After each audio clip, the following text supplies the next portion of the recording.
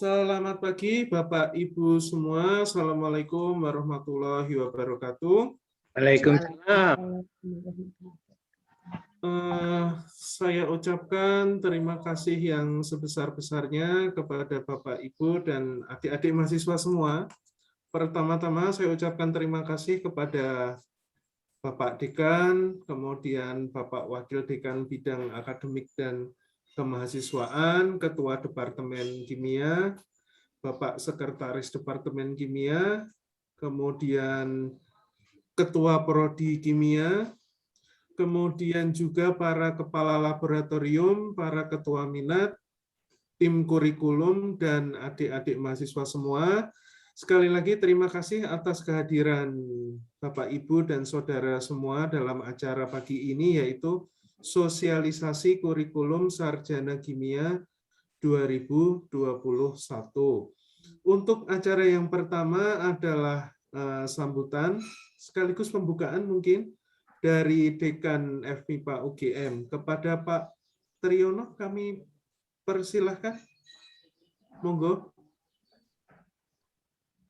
Baik, terima kasih Pak Moderator, Pak Sekprodi, Pak MC, Bapak segalanya lah yang mengatur acara pada pagi hari ini. Terima kasih sekali. Yang kami hormati Bapak Pengurus Departemen, Bapak Kadep, Pak Dr. Oto, Bapak Sekretaris Departemen, Bapak Ibu, yang tidak saya sebutkan satu persatu. Kalau saya sebutkan satu persatu 44 itu kan nanti bisa lama banget ya. 44 menit, Pak. 44 menit jadinya. Iya, Pak WD tentu saja, rekan adik-adik, para mahasiswa yang saya banggakan. Assalamualaikum warahmatullahi wabarakatuh. Waalaikumsalam warahmatullahi wabarakatuh. Salam sehat, salam sejahtera untuk kita semuanya. Alhamdulillah kita bisa bergabung, bisa bertatap layar di dalam acara sosialisasi kurikulum 21 Departemen Kimia Prodi Sarjana.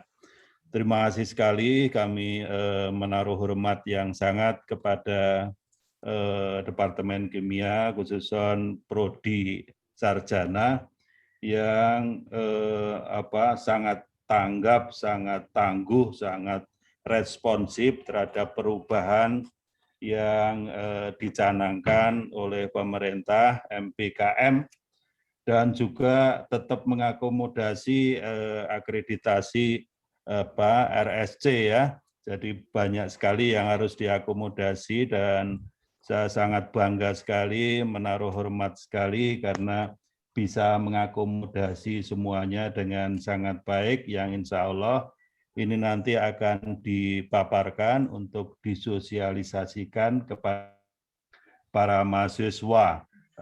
Selamat kepada para mahasiswa karena dengan pengurus yang responsif ini, insya Allah semua yang diperlukan untuk masa depan saudara-saudara di dalam menyongsong perubahan zaman ini akan bisa terakomodasi dengan sangat baik sekali.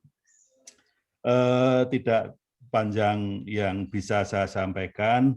Selamat menjalankan aktivitas sosialisasi ini untuk para Bapak dan Ibu pengurus, dan kepada para mahasiswa, insya Allah nantinya kita bisa menjalankan kurikulum dengan sangat baik dan dapat mencapai apa yang sudah dicanangkan sebagai outcome dari Departemen Kimia yang kita cintai bersama. Terima kasih, saya kembalikan kepada Bapak MC, Pak Ahmad Sofyan. Tentu saja kalau tadi diminta untuk membuka dengan melafazkan Bismillahirrahmanirrahim, acara sosialisasi kurikulum program sarjana kimia Fakultas MIPA Universitas Gadjah Mada kita nyatakan dibuka. Terima kasih. Assalamualaikum warahmatullahi wabarakatuh. Waalaikumsalam warahmatullahi wabarakatuh. Matur nuwun Pak Dekan. Terima kasih atas pembukaan dan sambutan yang telah diberikan oleh Bapak Dekan, Prof. Triyono. Acara berikutnya adalah sambutan dari Ketua Departemen Kimia kepada yang terhormat Pak Roto. Dipersilahkan, monggo Pak Roto. Benar, ini sudah on ya, kamera dan ini saya. Sudah, sampun Pak. Monggo. Baik, Assalamualaikum warahmatullahi wabarakatuh. Alhamdulillah teman-teman semua, terkhususan Pak Dekan, kemudian Pak Wakil Dekan, Pak Sekdep, Bapak Ibu Kaprodi, kemudian Bapak Ibu Kalap, serta tim MBKM yang telah bekerja keras ini. Pada pagi hari ini kita akan memberikan sosialisasi kepada para mahasiswa yang merupakan target ya, utama daripada kurikulum. Tadi disampaikan oleh Pak Dekan bahwa kurikulum kita ini banyak sekali memblending ya antara standar internasional yaitu RSC karena kita punya komitmen untuk tetap terakreditasi RSC. Kemudian yang kedua adalah bahwa sesuai dengan amanat pemerintah ya, terutama Permendikbud nomor 3 tahun 2020 tentang SNPT. Kemudian yang kedua adalah keputusan Menteri Ristek dan Dikti nomor 123 tahun 2019 tentang magang dan pengakuan satuan kredit semester ya di industri dan juga di lingkungan di Indonesia ini, terutama untuk program sarjana. Nah, ini beberapa poin mungkin perlu saya sampaikan khususnya kepada para mahasiswa ya, bahwa perubahan kurikulum merupakan satu keniscayaan karena memang ini sudah merupakan amanat daripada jurisprudensi ya, atau peraturan pemerintah dan juga peraturan menteri ya. Namun di Departemen Kimia kita berusaha untuk balancing antara keinginan pemerintah begitu ya, dengan tetap mempertimbangkan ya konten kimia yang harus tetap ada di kurikulum kita. Nah, barangkali ada beberapa hal yang terkait dengan MBKM karena perubahan besar kurikulum kita itu sebenarnya adalah mengakomodasi MBKM Merdeka Belajar Kampus Merdeka. Yang intinya adalah bagaimana dengan MBKM nanti kita bisa meningkatkan profesionalisme lulusan kita ya.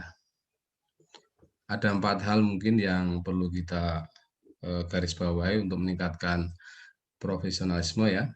Yang pertama adalah tata nilai saja, kejujuran, kemudian sikap menghargai dan seterusnya, bertakwa kepada Tuhan. Kemudian yang kedua adalah penguasaan bidang ilmu atau knowledge ya. Ini juga kita usahakan rekomendasi dari RSC dan juga dari prodi kimia ini kita sesuaikan gitu ya. Yang ketiga adalah understanding, di mana understanding di bidang kimia itu merupakan basic atau dasar untuk meningkatkan kualitas lulusan ya, di mana nanti mereka akan paham bagaimana memecahkan masalah. Dengan understanding yang bagus, maka mereka bisa nanti ketika lulus itu bisa memecahkan masalah, terutama yang terkait dengan industri kimia ya, dan juga masalah masyarakat secara umum. Kemudian yang terakhir, yang keempat adalah skill ya. Nah, ini juga beberapa hal yang terkait skill ini juga kita sudah berusaha untuk mengadopsi ya beberapa skill yang merupakan skill kunci, katakanlah begitu ya, yang ini sudah ada di guideline-nya RSC. Nah, harapan kami sebagai Departemen Kimia yang membawai prodi sarjana kimia, itu kurikulum yang kita rencanakan nanti di 2021 itu bisa dilaksanakan dengan sebaik-baiknya dan juga memberikan manfaat yang sebesar-besarnya bagi para mahasiswa saja, dan juga kepada masyarakat luas, khususnya bagi Indonesia gitu ya. Nah, yang terakhir adalah tingkat competitiveness ya lulusan, yaitu adik-adik mahasiswa nanti ketika sudah selesai mengikuti program pembelajaran dengan kurikulum yang berbasis MPKM ini, mereka bisa bekerja dengan baik, profesional ya. Dan apabila mereka bisa melanjutkan studi, maka mereka siap untuk lifelong learning ya, studi S2, S3, dan kegiatan profesional yang lain. Itu harapan kami sebagai departemen.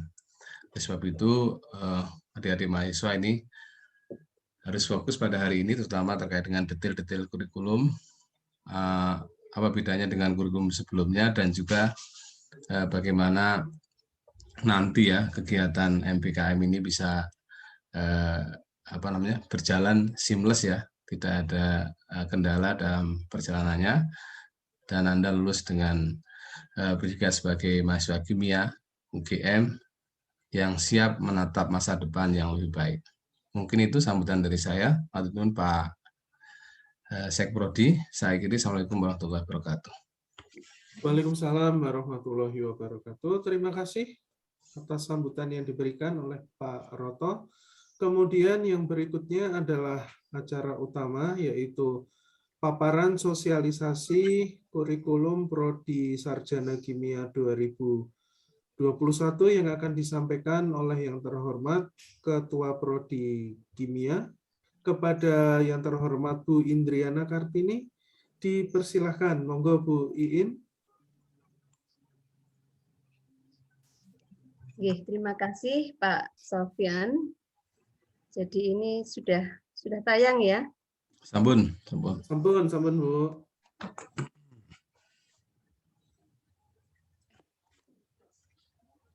Bismillahirrahmanirrahim. Assalamualaikum warahmatullahi wabarakatuh. Waalaikumsalam warahmatullahi wabarakatuh. Selamat pagi semuanya dan salam sehat. Sebelumnya saya juga mengucapkan terima kasih atas kehadiran Bapak Dekan, juga Bapak Wakil Dekan, serta Bapak Ibu ya, Bapak Ibu yang telah berkenan hadir, khususnya Bapak Ibu Kepala Laboratorium, juga Ketua Minat, yang sudah meluangkan untuk hadir pada acara pagi ini dalam rangka sosialisasi kurikulum bernama kurikulum MPKM. Tak lupa pula saya juga mengucapkan terima kasih kepada seluruh adik-adik mahasiswa yang sudah meluangkan waktu juga untuk menghadiri acara pada pagi ini. Jadi baiklah, saya tidak akan terlalu berpanjang lebar dengan bagian pembukaannya ya. Jadi pada pagi ini saya langsung akan menyajikan dalam bentuk mengapa kita mengalami apa yang disebut dengan relaksasi kurikulum. Jadi ada perubahan pada kurikulum mulai pada tahun akademik 2021 ini. Kemudian bagaimana perbedaannya dengan kurikulum sebelumnya, yaitu kurikulum 2016. Serta kemudian nanti akan saya singgung juga apa yang sudah dirumuskan oleh tim tentang pelaksanaan MPKM di tingkat prodi. Jadi baiklah, yang pertama di sini kita melihat satu latar belakang yang terkait adanya kebijakan Merdeka Belajar Kampus Merdeka yang telah dikeluarkan oleh Bapak Menteri Kemdikbud. Jadi khususnya kebijakan yang nomor 4. Kebijakan yang nomor 4 ini terkait dengan pemberian hak bagi mahasiswa yang secara sukarela. Artinya mahasiswa boleh memanfaatkannya, boleh juga tidak. Dalam konteks dapat mengambil SKS di luar perguruan tingginya paling lama sebanyak 2 semester yang setara dengan 40 SKS. Kemudian ditambah lagi dapat mengambil SKS di prodi yang berbeda di perguruan tinggi yang sama sebanyak 1 semester. Jadi dalam konteks ini mata kuliah lintas disiplin setara dengan 20 SKS. Jadi kalau konsep dari Bapak Menteri itu ada 3 semester yang sebenarnya didedikasikan untuk mahasiswa dalam rangka memperkaya kompetensinya, baik kompetensi dalam hard skill maupun soft skill-nya. Nah, kemudian apa yang dilakukan di sini? Jadi tuntutan yang lain adalah bahwa adik-adik mahasiswa ketika lulus sebagai generasi tahun 2021, berarti generasi yang sering dikatakan generasi milenial itu ya, harus memiliki 10 skill ini sebagai alumni pendidikan tahun 2020. Jadi saya tidak perlu menyebutkan satu persatu, yang intinya semuanya melibatkan akan ada paradigma perubahan di dalam konteks pembelajaran, kemudian juga di dalam konteks kurikulumnya, yang itu akan mengakomodasi konsep MPKM yang disampaikan oleh Bapak Menteri tadi. Nah, berikutnya apa yang melatar belakangi perubahan kurikulum ini? Jadi sebelumnya kurikulum itu didasarkan oleh kerangka kualifikasi nasional Indonesia yang kita kenal dengan istilah KKNI di sini ya. Jadi KKN ini merupakan level-level yang menyatakan output atau capaian pembelajaran yang harus dimiliki oleh seorang alumni suatu program studi ya. Jadi nanti kita akan berangkat dari KKNI level 6 yang merupakan capaian pembelajaran atau outcome untuk lulusan program studi sarjana. Nah, kemudian di sisi yang lain, sebagai seorang mahasiswa, Anda mengalami pembelajaran di perguruan tinggi, ada juga yang harus diakomodasi, yaitu yang kita sebut dengan SN-Dikti, Standar Nasional Dikti. Jadi ini berkorelasi pada 3 pilar, yaitu pendidikan, penelitian, dan pengabdian kepada masyarakat.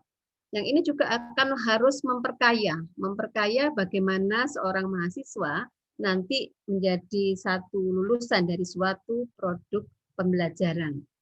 Nah, kemudian revolusi industri 4.0. Tadi sudah saya sampaikan ada 10 skill yang harus Anda miliki sebagai alumni ketika revolusi industri 4.0 ini terjadi. Nah, di samping itu kita juga memiliki apa yang sudah kita susun, yaitu visi misi perguruan tinggi yang diturunkan dalam visi dan misi Fakultas MIPA, dan nanti Anda juga mengetahuinya di dalam kurikulum kita juga ada visi dan misi untuk prodi sarjana. Jadi tidak ada yang berubah terhadap visi dan misi ini, sehingga semuanya itu nanti harus Anda miliki dan Anda insya Allah akan menjadi seorang lulusan yang paripurna. Jadi kaya mentalnya, juga hard skill-nya, dan soft skill-nya itu berada di dalam satu sosok gitu ya. Jadi Anda merupakan lulusan yang paripurna, mempunyai semua aspek yang diinginkan sebagai lulusan periode pembelajaran milenial. Nah, kemudian akibat dari beberapa tuntutan ini berarti kita harus mengakomodasi bagaimana pembelajaran yang berorientasi KKNI, SN-Dikti, kemudian juga outcome based education, kebijakan MPKM, dan juga output sebagai efek revolusi industri 4.0. Nah, kemudian UGM membuat satu strategi yang disebut dengan UGM Kampus Merdeka yang terarah. Jadi tidak merdeka sepenuhnya bebas merdeka gitu ya, tetapi disebutkan sebagai kampus merdeka yang terarah. Jadi kalau dari konsepnya tadi, Anda memiliki hak untuk 3 semester ya, berada di luar prodi. Nah, pada UGM di sini nanti kita mengakomodasi ada yang jalur merdeka penuh, dan yang kedua adalah jalur kombinasi merdeka dan biasa. Jadi kombinasinya di sini hak prodi 60%, yang ini sebenarnya nanti di panduan kurikulum itu bisa sampai 70%, yaitu mencapai 100 SKS. Kemudian sisanya adalah hak mahasiswa yang diwujudkan di dalam 8 area merdeka belajar. Jadi Anda mulai dari nanti pertukaran pelajar, praktik kerja atau magang, sampai pada proyek kemanusiaan, atau nanti ada proyek di desa, ada studi independen dan sebagainya. Jadi ada 8 area merdeka belajar. Nanti kita akan lihat di bagian akhir ya dari paparan ini. Nah, kemudian di sisi yang lain jalur biasa. Jadi jalur biasa ini berarti Anda tidak memanfaatkan hak ya. Anda tidak memanfaatkan hak untuk MBKM sebesar 40 SKS. Jadi yang diambil di UGM itu adalah 2 semester. Jadi kalau konsep Pak Menteri tadi itu di 3 semester ini, semester 6, 7, dan 8, maka di UGM nanti kita akan mengambil jalur kombinasi, yaitu merdeka dan biasa ini, dan Anda juga bisa menempuh tanpa mengikuti program MBKM, sehingga Anda tetap menempuh jalur biasa. Nah, itu berarti sesuai dengan alur nanti akan saya paparkan. Jadi kalau ini gambaran di UGM. Satu hal yang mungkin perlu diperhatikan itu adalah PIN ijazah. Jadi saya lupa ini sejak tahun akademik berapa itu ya. Yang jelas PIN ijazah. Jadi Anda itu sekarang tidak bisa main-main kalau lulus harus tahun ke-7 itu adalah tahun maksimal gitu ya. Anda boleh belajar di program studi S1 di UGM.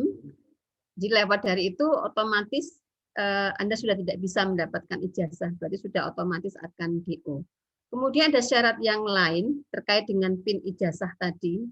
Per semester pengambilan SKS itu maksimal adalah 24 SKS. Jadi ini adalah satu constraint yang akan membatasi Anda di dalam belajar di program studi S1. Nah, kemudian akibat dari berbagai hal tersebut, maka ini adalah satu momentum untuk terjadinya perubahan. Dan hal itu akan mengakibatkan desain ulang kurikulum prodi sarjana. Nah, di sini Anda bisa melihat gitu ya, desainnya ditunjukkan di sini dalam tahun pertama sampai tahun keempat. Jadi desain kurikulum itu adalah 4 tahun. Anda sudah bisa lulus. Dan mungkin kalau yang bisa cepat itu 24 SKS setiap semester, mungkin Anda bisa lulus 3,5 tahun ya, tetapi desain kurikulumnya adalah 4 tahun. Nah, di sini Anda bisa melihat semesternya, kemudian SKS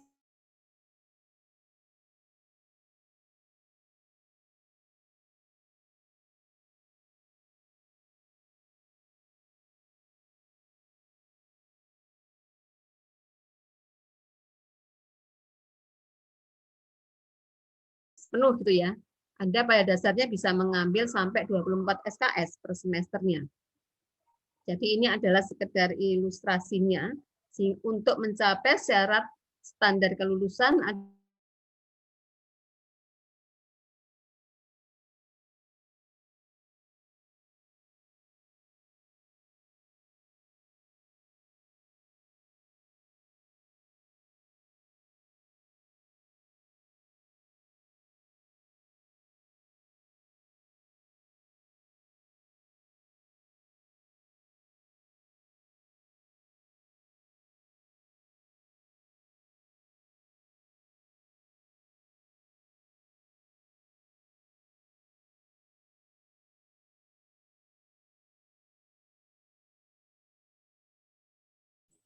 Sepertinya koneksinya Bu Iin terputus ya?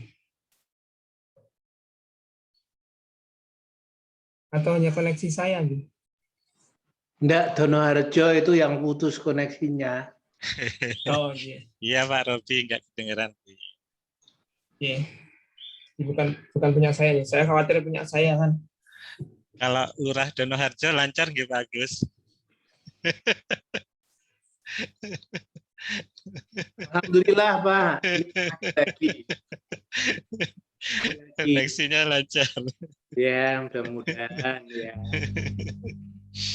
Termasuk Bu Iin di Donoharjo. Bu Iin nggak sadar kalau ini jangan-jangan.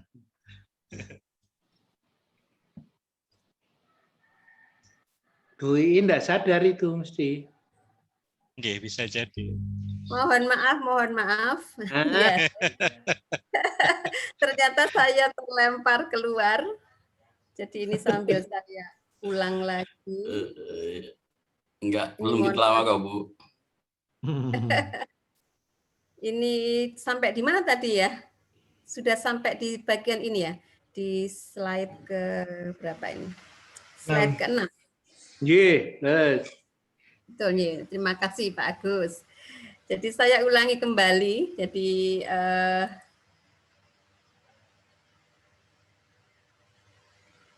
ya di sini jadi konsepnya untuk core mata kuliah, jadi dari mata kuliah wajib universitas, kemudian mata kuliah wajib kemipaan, kemudian mata kuliah wajib prodi, itu nanti Anda akan menyelesaikan dalam 100 SKS yang tersebar dari semester 1 sampai semester 5.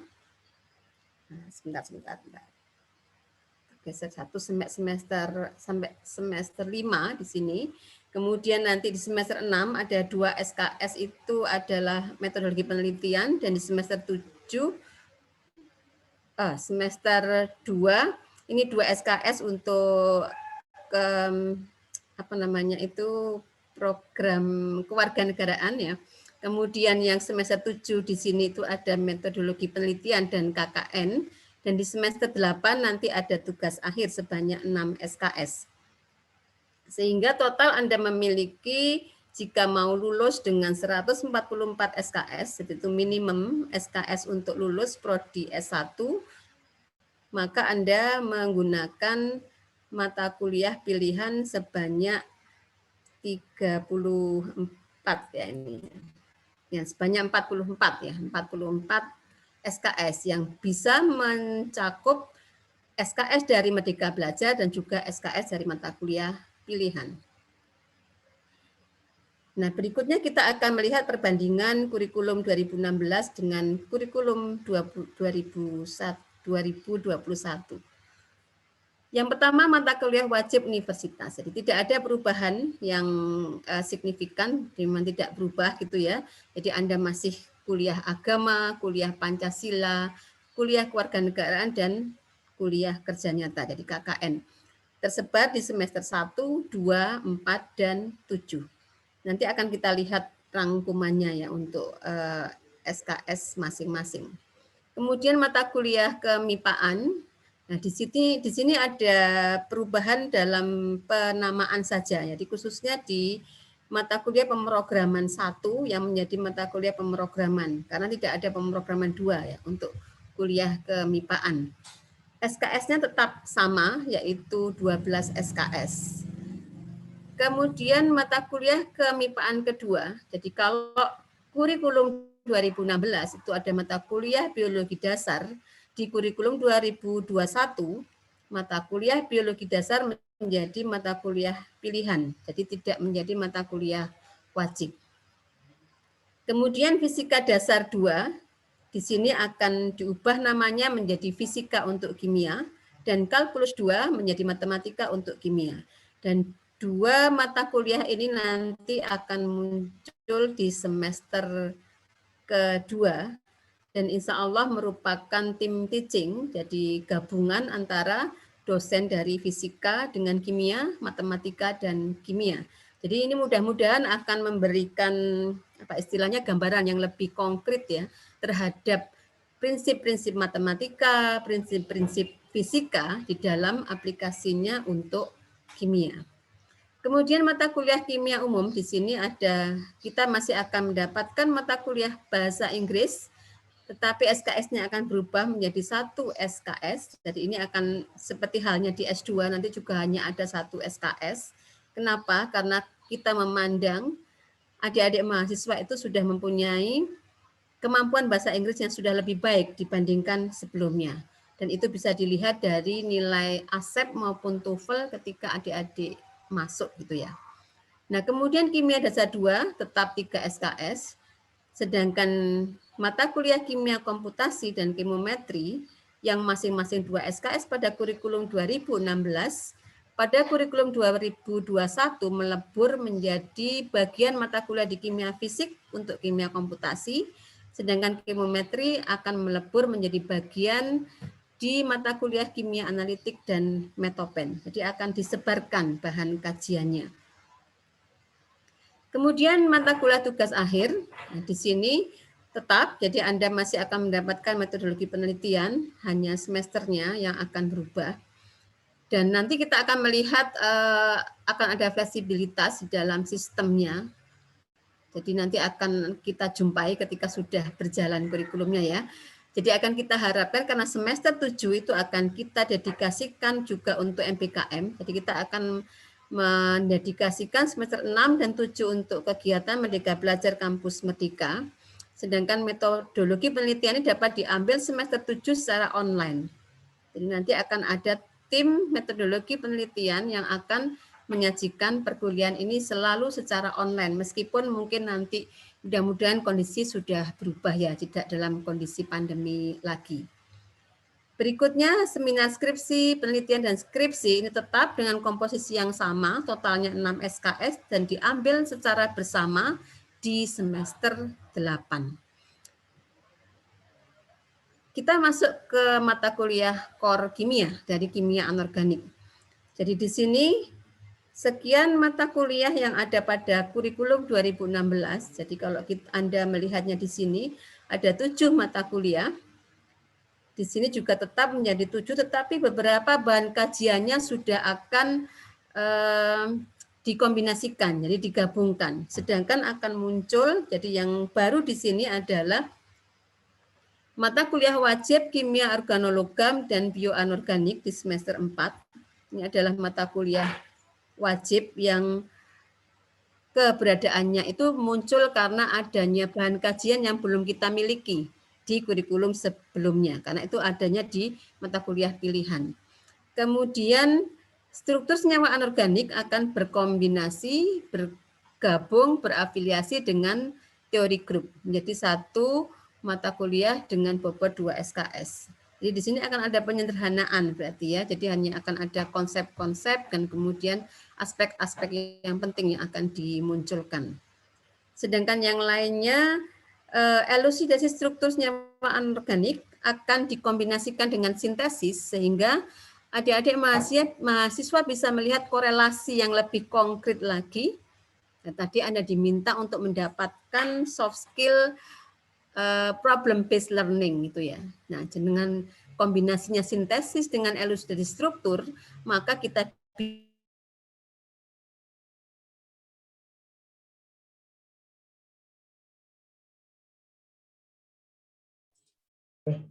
untuk bagaimana kita kalau sudah melaksanakannya.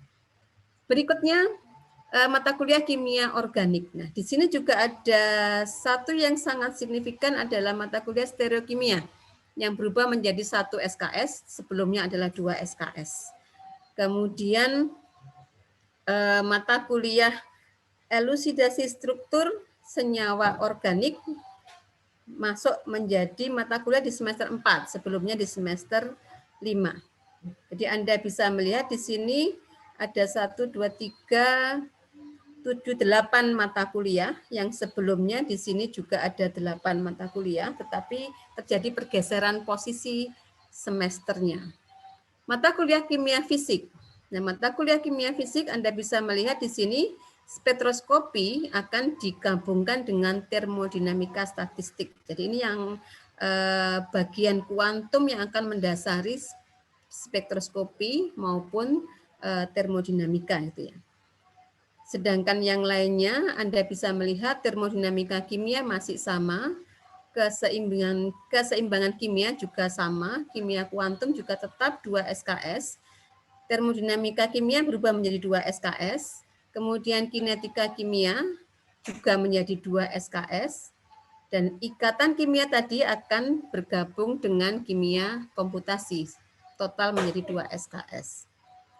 Dari kimia analitik, di sini terjadi perubahan yang cukup mendasar, karena di sini kimia pemisahan analisis instrumental 1 dan analisis instrumental 2 itu akan diefisienkan menjadi 3 konsep analisis instrumental pada dasarnya ya. Di sini Anda akan melihat di semester 4 mata kuliahnya adalah metode pemisahan, jadi Anda mempelajari seperti kromatografi itu di mata kuliah metode pemisahan ini.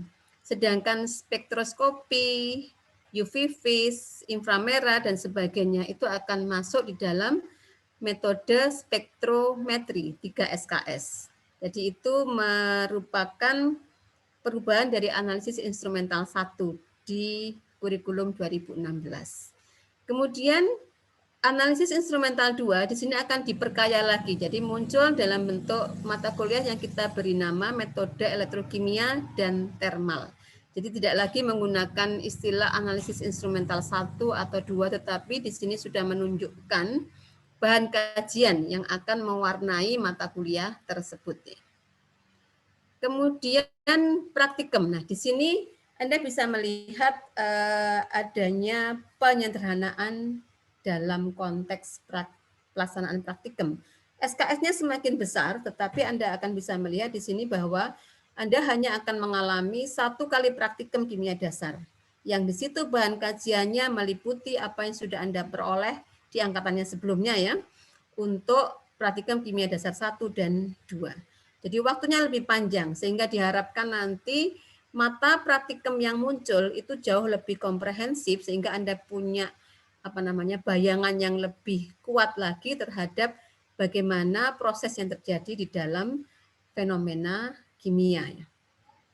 Nah, kemudian semester 2, praktikum kimia organik akan dijadikan satu dengan analitik 1. Jadi praktikum kimia organik dan analitik 1. Jadi ini akan ada lagi nanti di semester 5 ya. Praktikum kimia organik dan analitik 2. Jadi artinya nanti dalam konteks pelaksanaannya itu setengah semester Anda berada di kimia organik, setengah semester berikutnya Anda berada di kimia analitik ya, di laboratorium kimia analitik. Demikian juga di semester 3, setengah semester Anda di kimia organik, di lab kimia organik, setengah semester Anda di lab kimia fisik.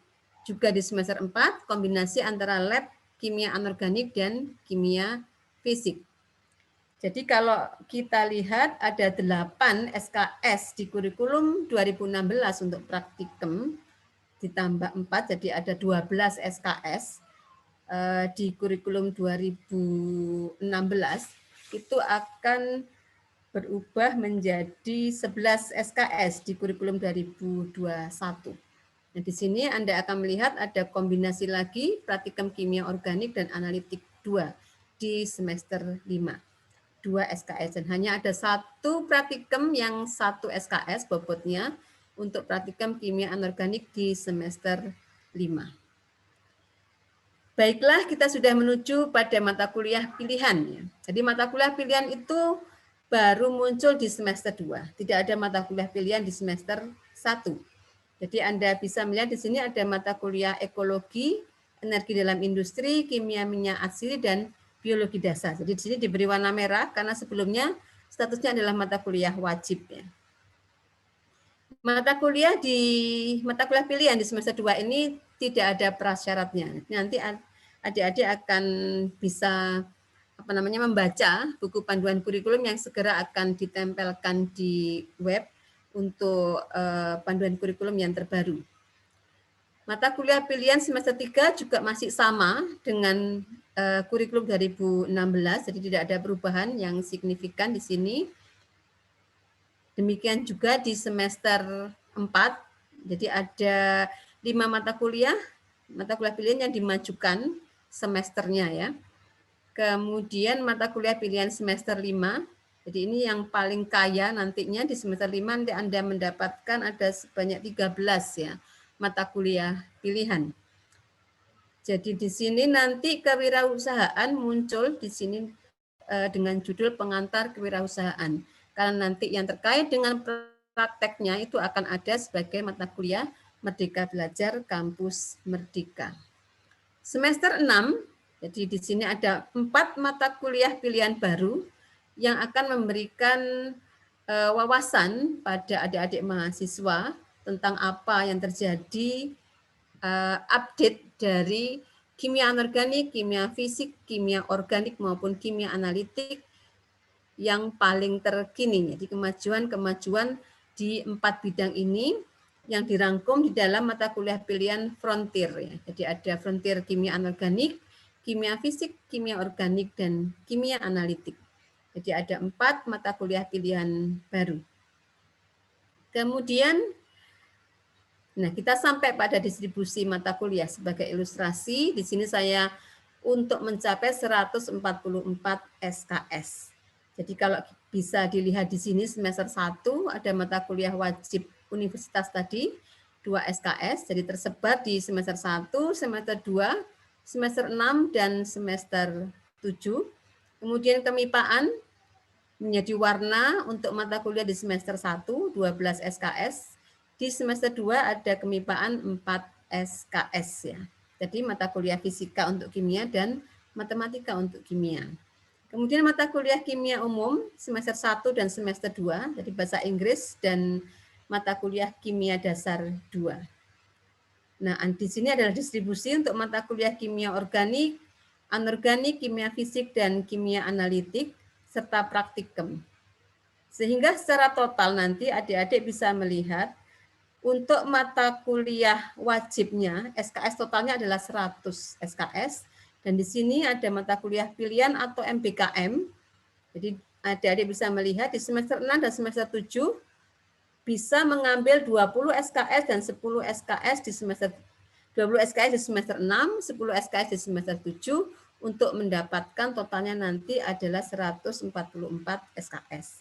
Sudah barang tentu bisa mengambil juga di sini dengan mengubah nanti ya. Jadi di sini ada 5 SKS mata kuliah wajib, sehingga di sini ada pembatasan bahwa maksimal untuk 1 semester itu adalah 24 SKS.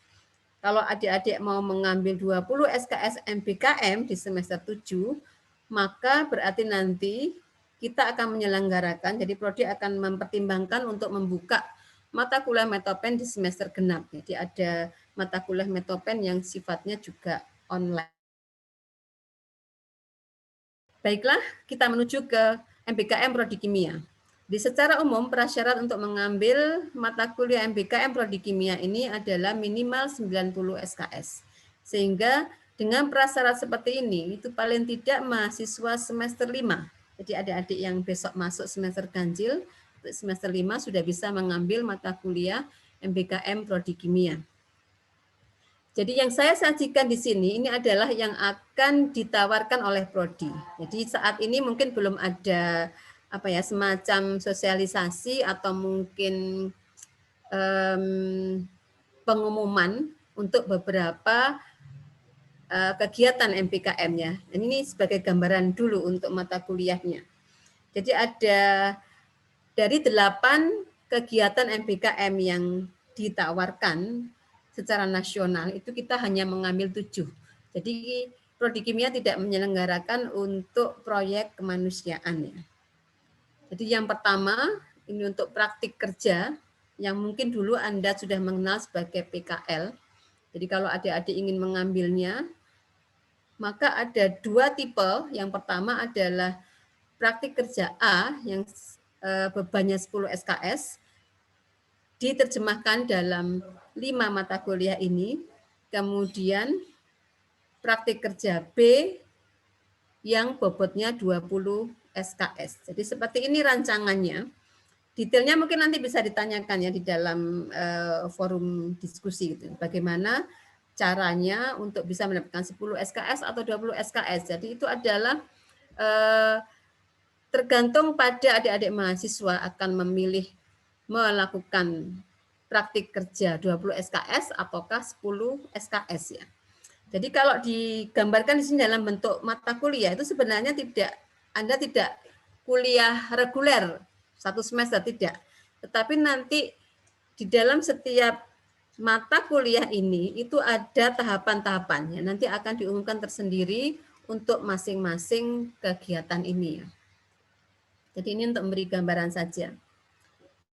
Berikutnya, pertukaran mahasiswa dalam negeri. Jadi di samping apa yang ditawarkan oleh pemerintah, jadi ini akan dilakukan oleh Prodi, kita melakukan kerjasama dengan Prodi Kimia dari perguruan tinggi pembina yang terakreditasi RSC, yaitu IPB, ITB, UI, dan kita sendiri. Jadi berempat kita mempunyai kesepakatan untuk Anda bisa mengambil mata kuliah di ITB, Anda bisa mengambil mata kuliah di IPB, dan seterusnya. Saat ini adalah sekedar gambaran dari yang ditawarkan di IPB. Jadi saat ini kita sedang menggodok, jadi hari ini nanti kita akan ada rapat lagi terkait dengan mata kuliah yang ditawarkan oleh ITB maupun UI. Jadi yang dari ITB dan UI belum masuk ke kita ya. Dan ini nanti juga akan ada pengumuman yang khusus tentang bagaimana pengambilannya. Nah, Anda bisa melihat di sini untuk IPB ada 5 mata kuliah yang di situ ada praktikumnya. Terintegrasi dengan mata kuliah tatap muka. Berikutnya penelitian mahasiswa, kegiatan MPKM ketiga. Jadi di sini ditawarkan sebesar 20 SKS. Jadi kalau Anda mau mengambil penelitian mahasiswa, jadi dalam hal ini berarti misalnya penelitian mahasiswa itu maksudnya mahasiswa mengambil penelitian di luar perguruan tingginya. Jadi Anda misalnya ke LIPI, ke Batan, atau ke Lapan, dan sebagainya. Yang lembaga-lembaga mitra tersebut harus punya kerjasama dengan Prodi gitu ya. Jadi saat ini tim sedang menggodok kerjasamanya dan nanti akan diumumkan. Sudah barang tentu adik-adik bersiap-siap saja gitu ya kalau nanti ingin mengikuti MBKM penelitian mahasiswa. Di sisi yang lain pemerintah juga sudah menawarkan saat ini ya beberapa program MBKM yang biasanya selalu saya share melalui ketua KMK ya. Nanti ke depan website kimia mungkin akan lebih dioptimalkan dalam rangka publikasi kegiatan MBKM. Nah, jadi 6 mata kuliah ini itu pada dasarnya adalah mata kuliah yang disediakan ketika nanti adik-adik menjalani proses kegiatan penelitian di luar perguruan tinggi. Ya. Jadi tahapan pertama nanti adik-adik harus sudah pernah melaksanakan semacam workshop untuk manajemen laboratorium penelitian yang dikonversi menjadi 2 SKS. Jadi totalnya nanti adik-adik bisa mengklaim sebanyak 20 SKS yang harus didaftarkan di KRS nantinya. Jadi nanti adik-adik ketika KRS sudah harus mendaftarkan ya ketika akan mengambil mata kuliah MBKM. Jadi ini satu paket untuk penelitian mahasiswa 20 SKS. Berikutnya asistensi mengajar.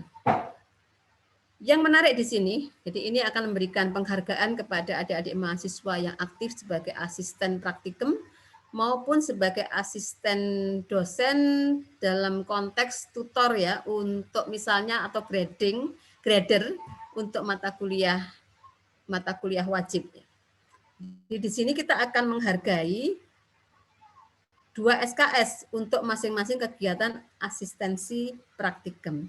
Jadi sudah barang tentu namanya kalau iklan itu standar S dan K berlaku gitu ya. Berarti ada syaratnya, ada syarat dan kondisi yang berlaku di sini. Jadi meskipun misalnya tadi ada beberapa mata praktikum antara mata praktikum kimia analitik, kimia anorganik. Nah, ketika adik-adik menjadi asisten, ada berapa praktikum tadi itu? Ada 11 ya, ada 12 ya. Ya, ada 3, 6, 8, 11 mata, 11 SKS. Ada 5 mata praktikum gitu ya. 15 model praktikum.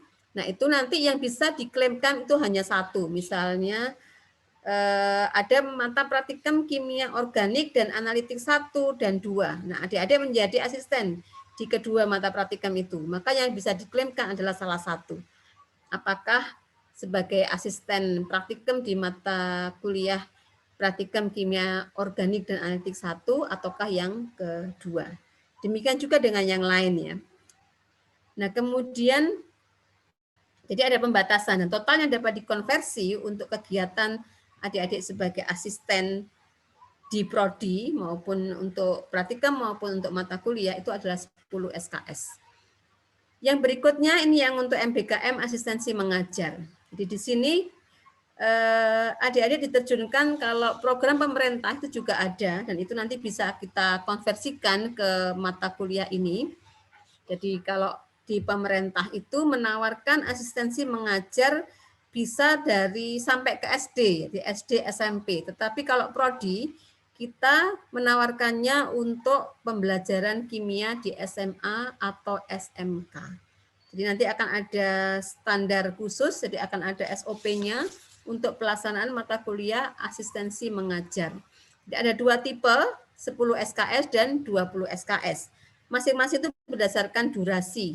Lamanya adik-adik itu bekerja atau apa istilahnya berada di luar prodi ya untuk menjalankan program ini. Ini yang 10 SKS. Kemudian berikutnya adalah asistensi mengajar B yang 20 SKS. Jadi beban yang lebih banyak sudah barang tentu di sini juga akan ada capaian pembelajaran yang lebih tinggi lagi. Gitu ya. Yang kelima, proyek di desa. Jadi di sini mata kuliah MBKM untuk proyek di desa dikorelasikan dalam 3 mata kuliah ya, dengan bobot 2 SKS, 8 SKS, dan 2 SKS. Jadi ini 3 mata kuliah yang disajikan, totalnya 12 SKS. Jadi memang di sini kita sedang, untuk yang proyek di desa, Prodi sedang menunggu aturan yang berlaku dari KKN PPM gitu ya. Karena akan kita korelasikan pelaksanaannya, karena untuk proyek di desa ini akan mirip dengan KKN, sehingga tidak bisa adik-adik untuk berangkat sendiri, tapi harus dalam bentuk kelompok gitu ya, kelompok multidisiplin ilmu. Yang keenam, wirausaha mahasiswa. Yang spesial dari MBKM Wirausaha Mahasiswa ini adalah penawarannya dalam konteks MBKM Wirausaha 1 semester dan MBKM Wirausaha 2 semester. Dan ini adalah tahapan-tahapan mata kuliahnya yang akan disajikan dalam bentuk workshop ya, nanti akan disusun oleh tim bagaimana ini nanti akan dijalankan. Jadi yang 1 semester dan 2 semester, untuk 1 semester target output pembelajarannya adalah adik-adik mempunyai rencana bisnis atau sering disebut dengan business plan. Jadi business plan yang bisa dijual gitu ya ke investor. Nanti akan ada rubriknya untuk penilaian suatu rencana. Wirausaha 2 semester, maka di sini business plan tadi harus sudah diimplementasikan. Jadi ada pilot project-nya. Jadi sudah berjalan, sudah terbentuk produk, dan itu sudah dilakukan kegiatan kewirausahaannya. Yang terakhir adalah studi independen. Jadi di sini ini mewadahi sebenarnya beberapa kegiatan yang dilakukan adik-adik di luar. Jadi apakah nanti di sini juga tercakup nantinya ketika kita akan mengkonversi prestasi yang dilakukan adik-adik misalnya dalam lomba pekan kreativitas mahasiswa, PKM. PKM itu nanti akan diakomodasi di sini untuk konversi SKS-nya. Ya, ini sekedar gambarannya untuk 20 SKS dalam 1 semester.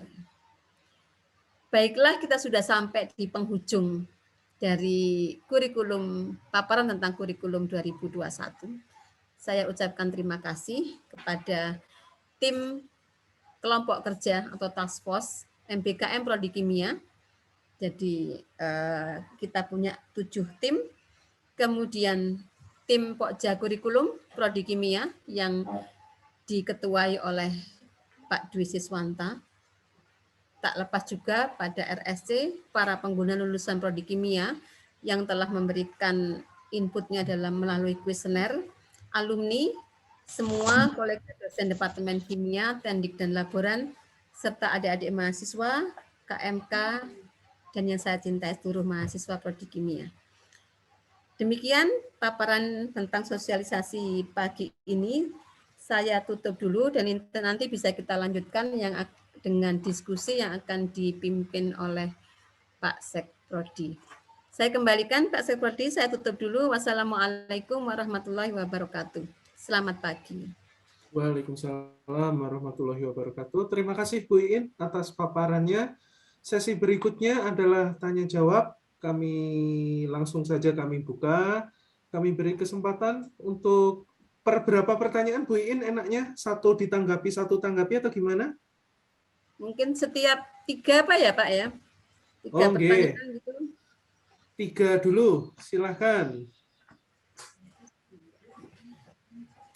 Nanti mungkin juga saya bisa minta bantuan Bapak Ibu mungkin Kepala Lab atau juga nanti Bapak Ibu Ketua Minat dan juga dari tim kurikulum ya, serta tim MBKM. Jika ada yang mungkin pertanyaannya sangat detail. Monggo dipersilahkan yang ingin mengajukan pertanyaan tentang kurikulum yang baru ini. Oh, rupanya udah pada sangat paham ini kayaknya, Bu. Permisi Pak, saya bertanya. Oh, silakan Ya. Mas Jason. Mengenai metode kimia pengajaran itu berarti jika ingin menjadi asisten mengambil mata kuliah itu ya, Bu? Tolong diulangi lagi, Mas Jason. Untuk mata kuliah tadi ada yang pengajaran. Berarti jika ingin menjadi asisten atau ingin jadi mau jadi asisten mengambil mata kuliah itu. Iya, jadi begini, untuk asistensi mengajar ya maksudnya tadi ya. Untuk asistensi mengajar, apakah mengambil mata kuliah itu? Ini masih ada lagi nggak yang mau bertanya? Yang lainnya, jadi nanti sambil saya catat dulu. Silakan. Yang lain? Dan mungkin untuk menambah pertanyaan saya, jadi untuk asisten pengajar ini hanya untuk di email UGM atau sudah sampai keluar ya, Bu? Asistensinya. Ya, baik, sebentar. Saya catat dulu ya. Baik, Bu.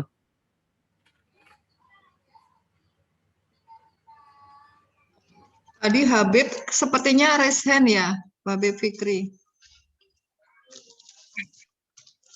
Nggak jadi pertanyaan. Ya, ini Mas Ridho Adi, ini silakan, Mas Ridho. Ya, saya izin bertanya, Bu. Untuk beberapa program MBKM yang ditawarkan oleh kampus, kan jumlah SKS-nya berbeda-beda, ada yang 10 SKS, ada yang 20 SKS, ada yang 12 SKS. Nah, pertanyaan saya, apabila saya mengambil yang 10 SKS atau 12 SKS, apakah saya masih diperkenankan untuk mengambil mata kuliah pilihan untuk memenuhi SKS saya? Dan kalau iya diperbolehkan, sistemnya bagaimana, Ibu? Misal contohnya saya mengambil yang proyek di desa, kan berarti saya harus ada di luar kampus. Apakah perkuliahannya berjalan secara online atau bagaimana, Bu? Terima kasih.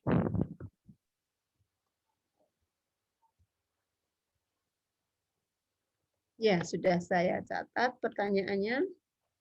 Mungkin sambil saya jawab ya, sambil menunggu yang lainnya kalau yang ingin bertanya.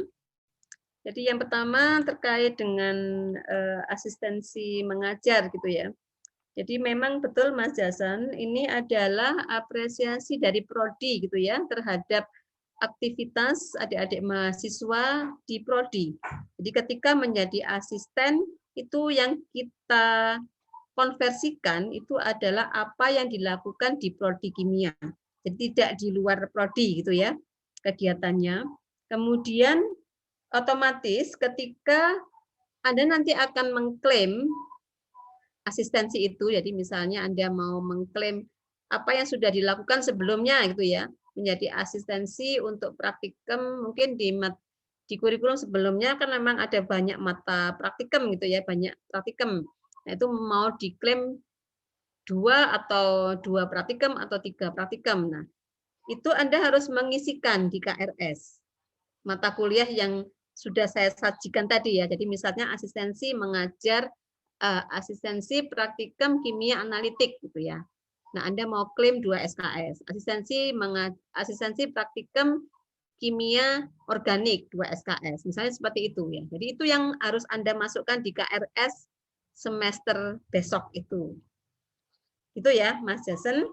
Kemudian untuk Mas Ridho, jadi nanti jika mungkin ada Bapak Ibu yang Pak Winarto ini ya dari Task Force untuk asistensi mengajar mungkin bisa melengkapi nanti. Saya jawab dulu untuk Mas Ridho untuk misalnya Anda mengambil MBKM yang ditawarkan oleh Dikti gitu ya melalui UGM. Misalnya Anda mengambil 10 SKS, memang bervariasi ya SKS-nya. Nah, Anda untuk menambahnya, jadi karena Anda bisa menambahkan mata kuliah pilihan, atau tadi Anda juga bisa menggunakan konversi dari asistensi mengajar, khususnya melalui asisten praktikum atau asisten sebagai grader atau tutor mata kuliah. Jadi kenapa itu ada? Itu dalam rangka itu tadi. Untuk ketika Anda mau melengkapi kegiatan yang hanya Anda ambil 10 SKS dalam satu semester ya. Jadi Anda masih punya 10 SKS lagi kan gitu ya. Nah, Anda bisa mengambilnya dari tadi asistensi mengajar internal, yaitu asistensi praktikum atau asistensi tutor mata kuliah, atau Anda juga mengambil mata kuliah pilihan yang bersifat online, atau Anda juga bisa mengambil mata kuliah dari prodi lain, dari prodi kimia yang seperti ditawarkan di pertukaran mahasiswa. Karena saat ini yang ditawarkan adalah mata kuliah yang sifatnya online. Jadi ke depan memang, jadi tidak hanya dalam saat ini saja, nanti akan selalu kita update penawaran-penawaran terkait dengan mata kuliah yang sifatnya online. Itu yang bisa diambil untuk yang hanya mengambil MBKM parsial ya, tidak mengambil 20 SKS satu semester, tapi mengambil misalnya hanya 10 SKS. Begitu ya, Mas Rido ya. Pak Winato, apakah mau menambahkan untuk asistensi mengajar? Ya, baik Bu Iin. Jadi Jason tadi mungkin saya kalau tidak salah tangkap pertanyaan Anda adalah apakah kalau mengambil asistensi mengajar itu mengambil mata kuliah tersebut ya? Itu Jason ya? Ya. Kalau ya gimana Jason? Misalnya Anda jadi asisten kimia dasar, apakah harus mengambil mata kuliah kimia dasar begitu kalau tidak salah? Benar, Pak. Ya? Benar Pak, itu maksud saya. Oh, tidak begitu, tidak bukan. mengambil mata kuliahnya tidak, tetapi nanti ada SKS khusus asistensi kimia dasar. Paham ya? Jadi tidak mengambil mata kuliah, jadi Anda tidak mengambil mata kuliah itu. Artinya juga tidak boleh mengambil malahan menurut saya. Misalnya kamu sedang mengambil, misalnya Anda sedang mengulang mata kuliah kimia dasar, jadi asisten ya nggak boleh dong. Paham? Paham. Nah, jadi SKS-nya sendiri Mas ya. 2 SKS kalau tidak salah ya. Asistennya mata kuliahnya nanti akan kita tawarkan apa saja mata kuliah yang jadi nanti Bapak Ibu dosen itu membutuhkan asisten. Misalnya yang paling banyak mahasiswanya ya kimia dasar misalnya. Maka kemudian kalian mendaftar saja. Begitu kira-kira Mas Jason. Paham ya? Oh, Pak. Mungkin supaya tidak salah paham. Berarti asistensi ini juga termasuk mata kuliah dan juga kegiatan sebagai asisten.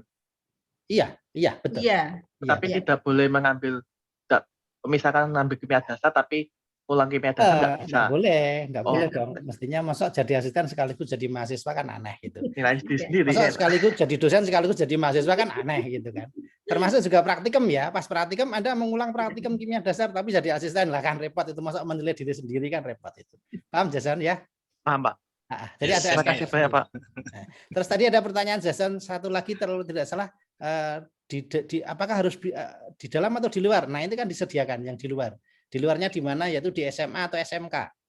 Jason kalau nanti Anda berniat misalnya ini sementara kan kita baru merancang PKS ya, tapi itu tidak mengikat ya. Artinya harus dengan untuk tahap pertama ini ya dengan SMA yang ada PKS kita tidak. PKS itu perjanjian kerjasama loh, bukan partai ya. Perjanjian kerjasama. Ya itu Jason misalnya ingin mengajar di sekolahnya sendiri ya, mau berbakti kepada sekolahannya dulu, mengajar olimpiade misalnya, kegiatan seperti itu atau kegiatan praktikum kimia itu dipersilahkan, bisa. Jadi itu yang dimaksud dengan kegiatan di luar kampus, yaitu sebagai asistensi mengajar. Jadi sasarannya adalah SMA atau SMK kimia yang mata pelajaran kimia gitu Jason. Oke? Dan ini sudah mungkin supaya saya juga salah tangkap tuh berarti kok sudah 90 SKS saya mendapatkan akses untuk mengisi asistensi ini. Ya, aturan MBKM secara umum. Kalau sudah SKS memenuhi maka kamu boleh. Ini kan sebenarnya kan sama aja semua bidang di MBKM itu syaratnya sama. Baik. Oke. Baik, terima kasih banyak Pak. Oke, ya. Turun Bu In.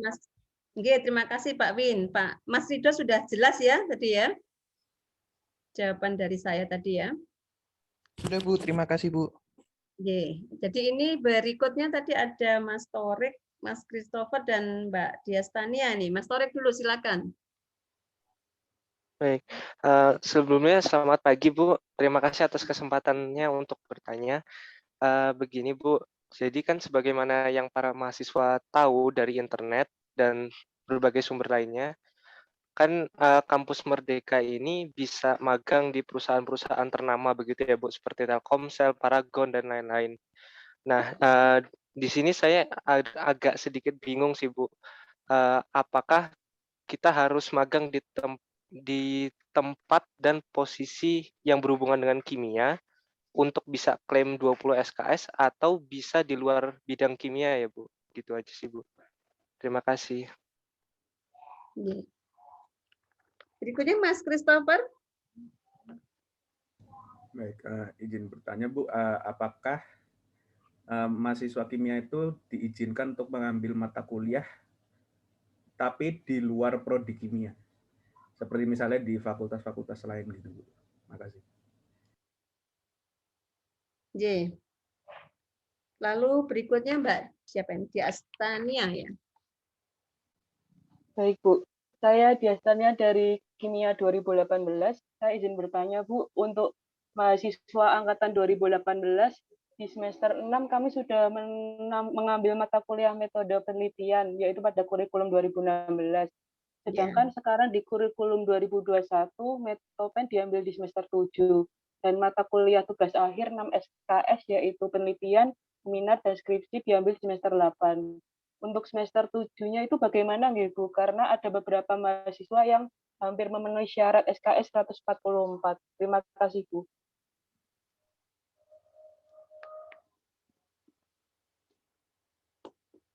Ya, terima kasih. Langsung dijawab dulu ya Pak Sofyan ya. Terkait pertanyaan Mas Torik yang pertama ya, terkait magang. Langsung aja Bu. Iya, magang di perusahaan ya di ternama tadi ya. Itu adalah program yang dilakukan oleh pemerintah gitu ya, yang ditawarkan. Jadi sudah barang tentu akan ada seleksi ya di situ. Jadi kalau seperti itu silakan saja adik-adik mahasiswa yang berminat mengikuti seleksinya. Jadi kemudian nanti ketika diterima, jadi biasanya kan ada beberapa perusahaan yang memang tidak terkait dengan kimia gitu ya. Tapi biasanya nanti itu mereka yang memilih gitu ya. Jadi melalui program tersebut biasanya nanti mahasiswa itu hanya mendaftarkan, kemudian memenuhi persyaratan, kemudian nanti Anda akan diberitahu, Anda ada pengumuman, Anda diterima di perusahaan yang mana gitu ya. Jadi ini kebetulan ada mahasiswa saya memang yang kemarin ikut yang program apa ya itu namanya ya, yang kebetulan dia dapat di Pupuk Indonesia itu ya. Dan ternyata dia magangnya di Jakarta. Sama sekali tidak bekerja atau magang terkait dengan kimia. Jadi kalau yang program pemerintah itu kita ikuti apa adanya. Jadi artinya adik-adik nanti misalnya itu masuk, meskipun masuk di perusahaan kimia dan ternyata tidak bekerja di bidang kimia saat magangnya, nah itu harus dilakukan. Dan itu karena di situ memang ada soft skill yang akan adik-adik peroleh ya dalam konteks yang lain. Nah, kemudian kalau yang ditawarkan di prodi kimia, jadi ini mungkin agak perlu dibedakan. Ada program-program MBKM yang ditawarkan oleh pemerintah. Artinya itu melalui dikti dan pengumumannya itu akan disebarkan seluruh Indonesia sehingga akan kompetisi seluruh mahasiswa di Indonesia gitu ya. Ada kompetisi nasional gitu ya. Kalau adik-adik diterima, maka adik-adik bisa melakukan program tersebut dan kemudian mengklaim konversi SKS-nya ke prodi. Jadi nanti adik-adik bisa mempelajari mata kuliah yang disajikan di sini ya. Jadi misalnya untuk praktek kerja, jadi magang itu. Jadi apakah misalnya yang dilakukan di, misalnya tadi adik-adik ada yang magang di Pupuk Indonesia. Apa yang dilakukan di sana itu, adakah yang bisa dikonversikan ke mata kuliah ini? Jadi misalnya di sini mata kuliah MBKM praktek kerja yang 20 SKS, jadi 1 semester itu berarti ya. Jadi misalnya apakah ada yang terkait dengan pengembangan skill dalam industri kimia. Nah, nanti akan diatur oleh prodi bagaimana adik-adik bisa mengkonversinya. Jadi sudah barang tentu adik-adik harus menyiapkan seperti logbook, kemudian laporan-laporan, dan di sana ada pembimbing ya, ada pembimbing lapangan nantinya. Jadi di dalam kontrak itu akan ada seperti itu. Kemudian dari kita juga biasanya akan ada dosen pembimbing. Nah, nanti dari situ diajukan ke prodi apakah bisa dikonversi ke mata kuliah MBKM praktek kerja yang B misalnya untuk yang 20 SKS. Jika tidak ada, jadi jika tidak ada konversinya, itu akan dimasukkan apa adanya. Jadi akan kita cari konversinya ke mata kuliah yang terkait ya. Jadi mata kuliah pilihan yang ada di prodi kimia. Jika memang itu ada yang korelasinya dengan mata kuliah pilihan. Jadi mungkin agak rumit gitu ya, karena itu memang sudah nanti prodi nanti yang akan mengatur, adik-adik tinggal mengajukan gitu ya. Nanti kita akan berusaha selalu mengakomodasi apa yang sudah kalian lakukan di luar prodi ya dalam konteks MBKM tadi. Sehingga tadi perlu dibedakan kalau di program nasional adik-adik tinggal mengikuti apa yang diprogramkan di situ. Jadi ketika adik-adik terpilih mengikuti ya sudah diikuti saja, nanti dikonversikan gitu ya ke SKS di prodi. Atau jika nanti sekarang misalnya yang angkatan 2018 mungkin ya tadi ini menyambung yang Diastania sudah hampir penuh SKS-nya. Terus apa yang mau dilakukan gitu ya? Adik-adik masih bisa mengambil MBKM tetapi nanti akan muncul di surat keterangan pendamping ijazah ya SKPI. Jadi apa yang Anda lakukan itu nanti akan dimunculkan di SKPI. Tetapi bisa juga Anda minta untuk diklaimkan, dikonversikan ke mata kuliah. Sehingga nanti ketika yudisium mungkin adik-adik akan membatalkan beberapa mata kuliah pilihan yang sudah diambil sebelumnya digantikan oleh mata kuliah MBKM yang diambil. Itu juga bisa terjadi ya. Itu untuk Mbak Diastania gitu ya. Kemudian tadi Mbak Diastania juga terkait Metopen karena sudah mengambil maka juga berarti tidak perlu mengambil di semester 7 besok. Jadi nanti ada daftar kesetaraan mata kuliah gitu ya. Jadi nanti sebenarnya untuk yang mahasiswa 2016 yang sudah masuk semester 7 itu Anda sudah bisa atau mengambil hak untuk MBKM atau langsung mengerjakan tugas akhirnya. Kemudian Mas Christopher tadi ya, apakah bisa mengambil mata kuliah di luar prodi? Ya bisa sekali ya, karena itu adalah hak Anda. Dan nanti akan kita umumkan. Jadi saat ini sedang ada pendataan mata kuliah yang disebut dengan mata kuliah lintas disiplin.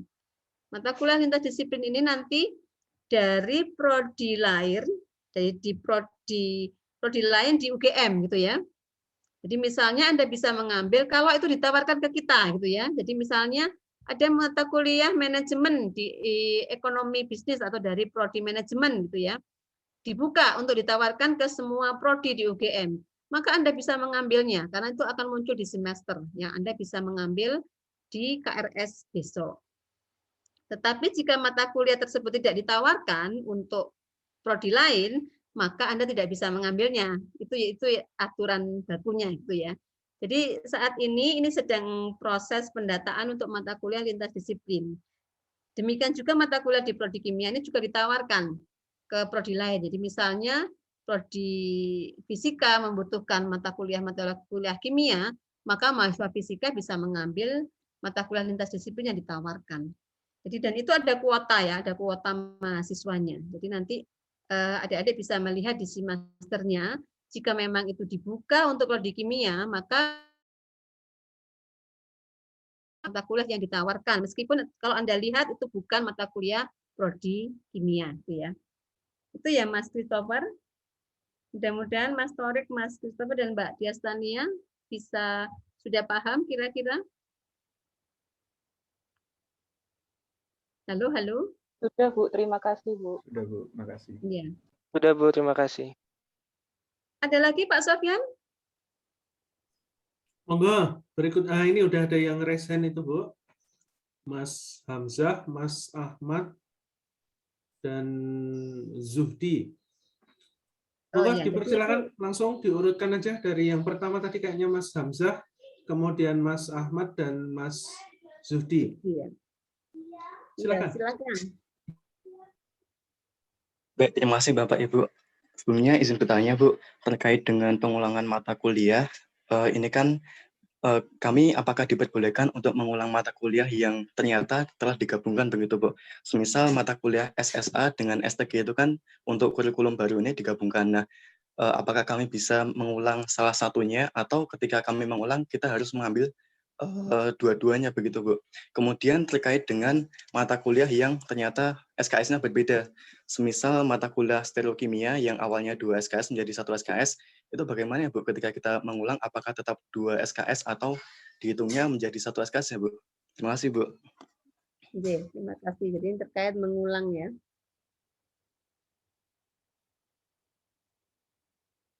Ya, berikutnya tadi siapa Mas Sudi atau masih pada dia saya lupa ini.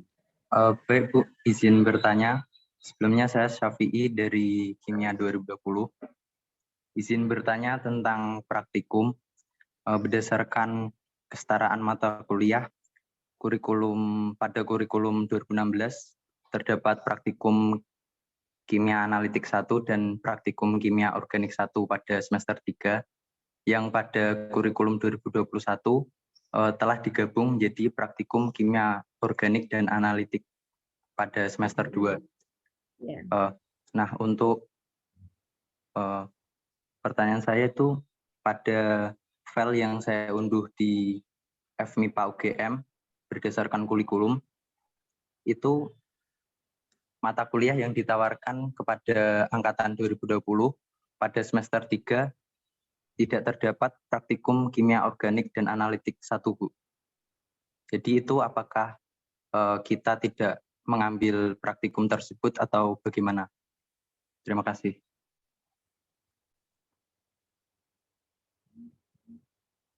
Ya, terima kasih. Berikutnya. Baik, selamat pagi Ibu, Bapak. Oh, ini Mbak ya. Silakan Mbak. Iya Bu. Baik Bu, saya melanjutkan pertanyaan yang dari Mas Hamzah mengenai mata kuliah yang ingin diulang. Untuk mata kuliah yang sudah berganti nama itu apakah masih bisa kami mengulangnya, dan untuk sistem penilaiannya di SIMaster itu bagaimana ya Bu? Dan juga mata kuliah yang terjadi pergantian semester Bu, yang tadinya mungkin di semester ganjil menjadi di semester genap begitu Bu. Terima kasih Bu. Ya, baik. Nah ini satu demi satu ya. Mungkin sebelumnya Pak Nurul masih ada di sini ya ini. Pak Nurul, halo. Nggih, ada Bu, saya double triple Bu. Oh, J. Bisa memberi sedikit Pak terkait dengan aturan mengulang mata kuliah itu, aturan dasarnya? Yang mohon maaf, mengulang mata kuliah, apakah mata kuliah itu masih tersaji di kurikulum yang baru atau sudah tidak terjadi lagi nggih Bu Iin nggih? Berganti SKS-nya seperti itu loh Pak, berganti SKS-nya, kemudian berganti nama, kan ada tabel kesetaraannya. Nah, itu. Nggih. Baik, Bapak Ibu dan teman-teman mahasiswa sekalian, prinsip dari kurikulum baru adalah bahwa tidak akan merugikan mahasiswa. Itu prinsip yang pertama. Jadi kalau teman-teman mahasiswa yang ada di tahun peralihan seperti ini, maka yang berlaku adalah yang poin pertama bahwa SKS total itu adalah 144 SKS minimal itu untuk kelulusan. Kemudian tadi Bu In menyampaikan peralihan antara kurikulum 2016 ke 2021 itu ada tabel kesetaraannya. Jadi nanti kalau mahasiswa misalkan sudah mengambil mata kuliah di kurikulum 2016 dan akan menggunakan mata kuliah tersebut, maka yang berlaku adalah maka mata kuliah tersebut berikut SKS-nya, gitu. Tapi kalau mahasiswa mengulang mata kuliah tersebut dan ada kesetaraannya di kurikulum 2021 dengan SKS yang berubah, maka kalau menggunakan mata kuliah dengan SKS yang berubah tersebut, misalkan memakai nilai yang diulang, maka yang berlaku adalah mata kuliah yang baru dengan SKS yang baru tersebut. Seperti itu Bu Yin dan Bapak Ibu. Jadi mahasiswa dipersilakan memilih kalau dia menggunakan mata kuliah yang lama, ikut SKS yang lama, tapi kalau dia mengulang dan SKS-nya berubah dan akan digunakan, maka yang dipakai adalah mata kuliah dengan SKS yang baru tersebut. Itu Bu Yin. Tenun. Ya, terima kasih Pak Nurul. Jadi seperti itu ya Mas Hamzah dan juga Mbak Zudi tadi terkait aturan untuk mengulang gitu ya, aturan dasarnya. Dan mungkin juga apa namanya tadi termasuk juga kalau sudah berganti semester gitu ya. Jadi memang yang Anda harus cermati adalah tabel kesetaraannya. Jadi kalau ada tadi seperti disampaikan maka melekat sesuai dengan yang Anda ambil tadi, SKS-nya maupun statusnya sebagai mata kuliah wajib atau pilihan itu ya. Maksudnya begitu. Kemudian yang tadi praktikum. Jadi mungkin coba saya cek lagi itu yang terkait praktikum, mestinya itu ada gitu ya untuk yang semester ganjil besok. Cuma memang karena sudah dalam bentuk sudah digabungkan, jadi Anda bisa melihat kembali ke tabel kesetaraan memang ya. Jadi Anda harus selalu mencek pada tabel kesetaraan. Sedangkan untuk yang 2020, otomatis Anda langsung mengikuti ke kurikulum baru gitu ya. Anda langsung mengikuti kurikulum baru sesuai semesternya. Jadi apa yang ditawarkan di semester itu gitu ya. Kecuali yang sudah Anda ambil, Anda lihat kesetaraannya kurikulum 2016 terhadap kurikulum 2021. Itu mungkin ya yang bisa saya jawab, Mas Hamzah, Mas Syafi'i, dan Mbak Zudi ya. Berikutnya. Siapa ini, Berikutnya Mas? ada Mbak atau Mas ini? Andrea ya. Mbak kayaknya. Permisi Bu. Salah, Mas ya. Mas Orang Mbak, orang Mas nih Mbas, Mbas. Silakan langsung saja. Silakan. Ya Bu, izin bertanya mengenai mata kuliah yang diulang tadi. Saya ambil contoh kasusnya aja, misalnya mata kuliah di kurikulum 2021 itu kan STG digabung sama SSA ya Bu. Apabila kita ingin mengulang salah satu, misalnya ingin mengulang STG, dan kita mau mengambil nilai hasil diulangnya itu, apakah yang matkul SSA-nya itu juga bakal hilang yang di semester kemarin yang telah diambil atau tetap ada Bu? Terus mau nanya lagi terkait yang PKL yang seperti yang tahun-tahun sebelumnya itu yang dilaksanakan 1 bulan, itu apakah sama dengan PKL yang diprogramkan di MBKM Bu? Terima kasih. Oke, mungkin bisa saya jawab ya sambil menunggu yang lainnya ya. Terkait mata kuliah SSA yang sudah bergabung dengan STG gitu ya Mas. Jadi prinsipnya seperti yang disampaikan Pak Nurul tadi. Jadi ketika Anda mengambil salah satu, misalnya Anda mengulang gitu ya. Mengulang mata kuliah, memang ini mungkin agak rumit ya, karena kan sebelumnya ada 2 mata kuliah sendiri-sendiri ya, SSA dan STG. Jadi kalau Anda misalnya mau mengulang salah satu, otomatis kesetaraannya kan di mata kuliah yang sudah penggabungan itu, sudah kombinasi itu. Nah, sehingga kalau di sini akan terjadi peleburan gitu ya. Jadi kalau Anda akhirnya kemudian menggunakan nilai yang diulang tadi, maka itu yang diakui. Sehingga nanti, ini sepemahaman saya, mudah-mudahan nanti Pak Nurul bisa, kalau misalnya ada yang salah gitu ya. Jadi mata kuliah Anda SSA dan STG yang Anda ambil terpisah, kemudian Anda ngulang, ambil STG dan SSA, nah itu otomatis yang 4 SKS itu akan menjadi 2 SKS yang baru. Ya, sehingga akibatnya nanti itu tadi 4 SKS wajibnya tadi ya, 4 SKS SSA dan STG yang terpisah tadi itu akan terlebur di dalam STG dan SSA yang 2 SKS. Jadi ini mungkin ya kalau mengulang otomatis akan menjadi 2 SKS. Jadi itu Anda akan kehilangan 2 SKS gitu ya. Itu mungkin yang Mas Mandria ya, mungkin agak Yang ini juga terkait juga seperti elusidasi struktur gitu ya. Tapi elusidasi masih nggak masalah karena sintesis anorganik mata kuliah pilihan sebelumnya ya. Nah, coba nanti akan kita pikirkan lagi terkait karena nanti ada dari 4 menjadi 2 SKS. Itu sebenarnya mungkin agak rugi, tapi Anda akan turun gitu ya SKS-nya dengan nilai hanya di satu mata kuliah. Ya, itu mungkin ya Mas Mandra ya terkait dengan kalau mengulang struktur senyawa anorganik dan simetri dan teori grup yang masing-masing sebelumnya 2 SKS. Begitu ya mungkin bisa saya jawab. Ini ada lagi yang lainnya? Silakan. Permisi Bu, yang terkait PKL tadi belum jawaban. Oh, PKL ya, PKL yang sebelumnya ya.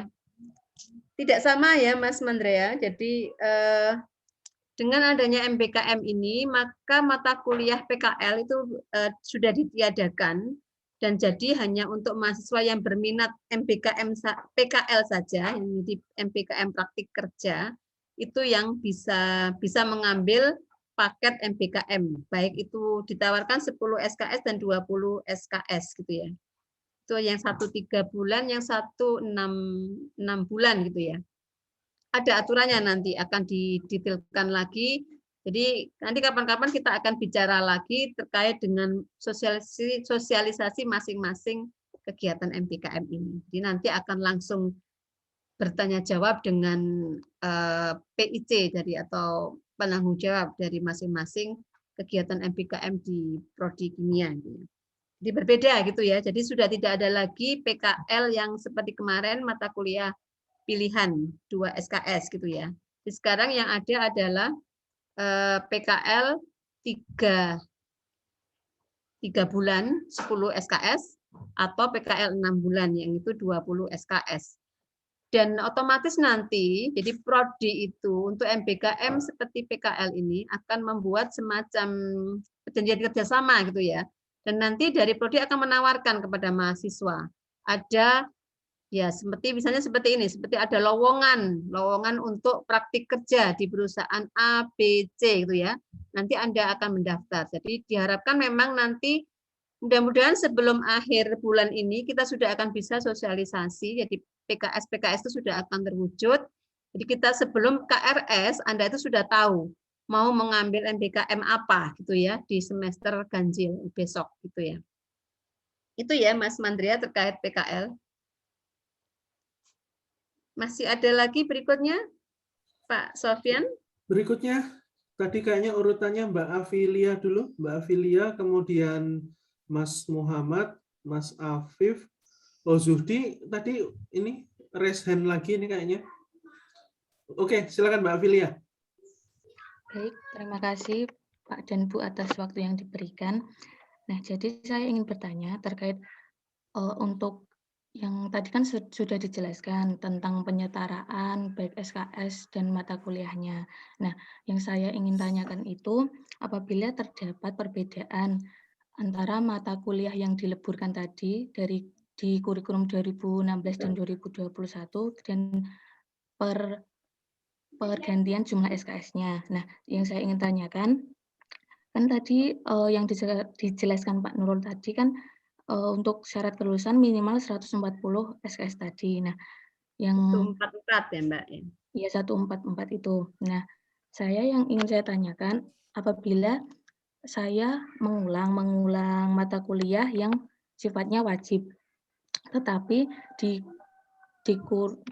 sifatnya wajib di kurikulum 2016, tapi di 2021 ada peleburan. Nah, apakah nanti akhirnya ini akan menyalahi syarat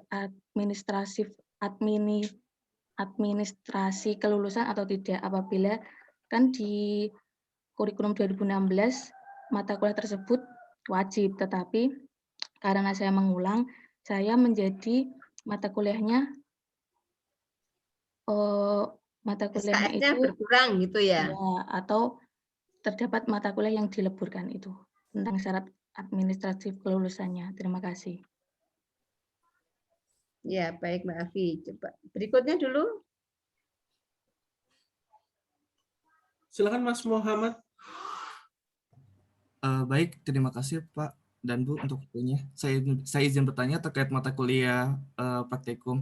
Sebelumnya pada kurikulum 2016 terdapat praktikum kimia komputasi walaupun itu bersifat mata kuliah peminatan.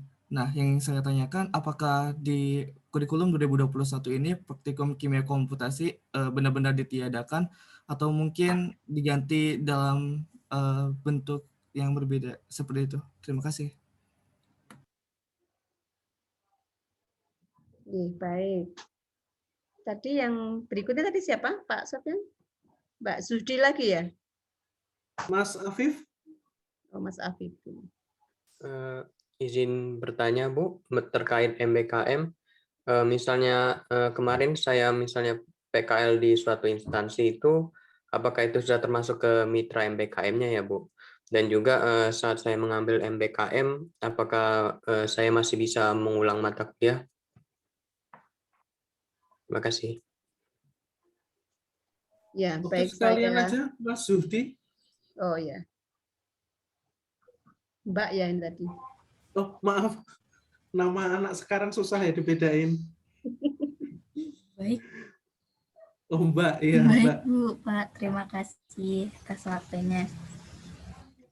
Jadi ini Bu, saya ingin menanyakan mengenai MBKM yang asistensi praktikum untuk angkatan 2018. Saya ingin mengonfirmasi, berarti untuk apabila saya mengambil MBKM tersebut, bisa dijadikan SKPI untuk pendamping kelulusan dan juga bisa juga dimasukkan ke dalam SKS begitu ya Bu. Lalu untuk mengenai ini Bu, yang tadi pertanyaan Diastania, berarti untuk penelitian skripsi, seminar tugas akhir yang tadinya di semester 8, bisa kami ambil di semester 7 ya Bu, begitu.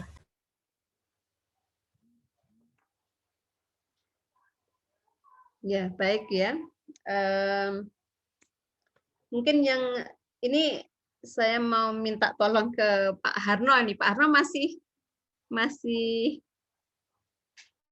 ada di sini Pak Harno untuk yang praktikum kimia komputasi. Ini kemarin nampaknya terlewat ini Pak ya. Pak Harno, halo. Gimana Pak Harno? Masih mau menyelenggarakan atau tidak ini Pak?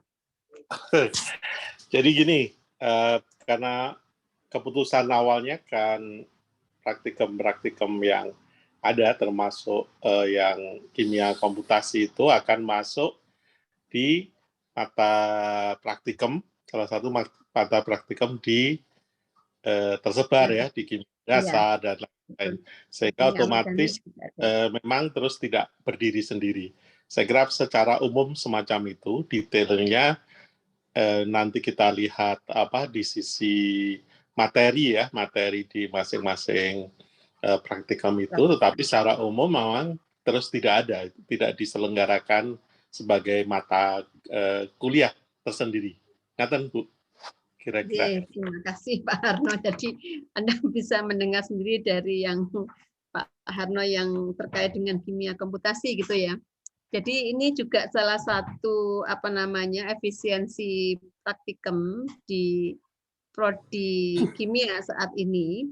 Jadi kimia komputasi itu sudah akan kita leburkan di dalam mata praktikum yang ada. Jadi mulai dari praktikum kimia dasar, itu mungkin nanti juga ada komputasi dasarnya. Ada mata praktikum yang terkait dengan kimia komputasi yang harus dilakukan di praktikum kimia dasar. Hingga mungkin kalau Anda bayangkan besok itu mata praktikumnya sangat terintegrasi gitu ya, sangat Anda bisa mengalami satu mata praktikum yang di situ misalnya Anda harus mengolah data menggunakan konsep yang biasanya Anda peroleh di praktikum kimia komputasi. Jadi Anda menerap pembahasan maupun di dalam pengolahan data untuk suatu mata praktikum. Dan itu bisa terjadi dari mata praktikum kimia dasar, kimia anorganik, kimia fisik, dan sampai kimia analitik dan kimia organik gitu ya. Jadi itu menjadi satu bahan kajian di dalamnya, sehingga nanti tidak ada lagi mata kuliah pilihan kimia komputasi. Tapi kalau misalnya Anda sudah mengambil, itu tetap akan diakui gitu ya. Tadi sesuai dengan apa yang dinyatakan Pak Nurul, mengikuti SKS yang melekat dan nilai yang diperoleh sebelumnya. Kemudian Mbak Afi ya, tadi Mbak Afilia yang terkait dengan tadi ya, memang di dalam kurikulum 2021 dengan peleburan mata kuliah dan ada mata kuliah baru gitu ya. Jadi misalnya seperti tadi kimia komputasi yang sebelumnya wajib 2 SKS, kemudian dilebur dengan mata kuliah di kimia fisik gitu ya. Nah, berarti kan di situ otomatis SKS wajib Anda akan terpotong misalnya jika Anda mengulang ke mata kuliah yang baru kesetaraannya, maka jumlah SKS mata kuliah wajib Anda akan berkurang gitu ya. Tetapi begini, mungkin ini saya sambil ini ya tanya Pak Nurul gitu ya. Yang lama kan masih tetap ada ya Pak Nurul ya. Jadi misalnya tadi seperti tadi lah Pak kasusnya yang halo Pak Nurul bisa monitor saya ya. Iya, Bu. Ya, jadi misalnya begini tadi. Seperti halnya mata kuliah struktur senyawa anorganik. Sebelumnya kan sendiri-sendiri itu, 2 SKS struktur senyawa anorganik, 2 SKS teori grup. Kemudian di kurikulum baru itu jadi 1 mata kuliah yang bobotnya 2 SKS. Nah, kalau mahasiswa kemudian mengulang kan berarti dia mengambil yang 2 SKS. Mata kuliah SSA teori grup gitu ya. Nah, apakah kemudian 4 SKS yang sebelumnya adalah SSA dan teori grup sendiri tadi itu bisa diakui salah satu ataukah 4 itu menjadi 2 gitu ya, Pak? Mungkin Pak Nurul bisa ini ya, ini terkait nanti soalnya apa yang dituliskan yang ada di dalam sistem Simaster gitu ya. Oke, kalau di kesetaraan kurikulum prodi 4 jadi 2 nggih Bu In nggih. Iya, mata betul. kuliah baru. Nggih. Berarti kalau mengulang Bu dan diambil yang baru nanti jadinya 2 SKS itu Bu In. Nggih. Ya. Kan berarti nanti SKS kreditnya untuk mata kuliah wajib menjadi kecil kan Pak gitu ya. Kecuali dia harus mengambil mata kuliah wajib yang lain gitu ya. Ya, itu bisa nggih Bu In nggih. Kalau misalkan seperti itu kan bisa ditambah dengan mata kuliah pilihan nggih. Artinya memang untuk mahasiswa peralihan ini tidak benar-benar saklek gitu Bu In, ya, berlaku kurikulum. Begitu ya Pak Nurul ya. Nggih. Jadi wajibnya tidak harus misalnya tadi sekian SKS wajib harus terpenuhi gitu ya. Iya, betul untuk yang peralihan ya, terkena kurikulum peralihan ini. Jadi Bu begitu ya Iin, mungkin. Ya Bu Pak. Iin, Iya Pak Nurul. Kalau tidak salah di aturan peralihan itu ada enggak itu yang terkait dengan SSA dan STG itu? Di tabel kesetaraannya ada Pak. Ya, ngikuti itu aja kalau tidak salah. Iya, ya jadi mengikuti itu kan akibatnya dia memang akan terpotong kan SKS-nya itu Pak. Iya. Atau begini ya, karena kan namanya sekarang SSA, cuman kontennya itu adalah SSA yang lama digabung dengan STG gitu. Namanya SSATG Pak namanya. Oh SSATG. Ya. Oh ya sudah kalau gitu ya memang mau nggak mau harus mengikuti terjadi penurunan mata kuliah wajib. Iya. Saya kira itu. Mungkin sedikit tambah Pak Bu In. Monggo Pak Dion. Memang benar kurikulum yang baru ini jumlah mata kuliah wajibnya memang berkurang kan Bu. Yang dulu yang 14 sekarang jadi 100.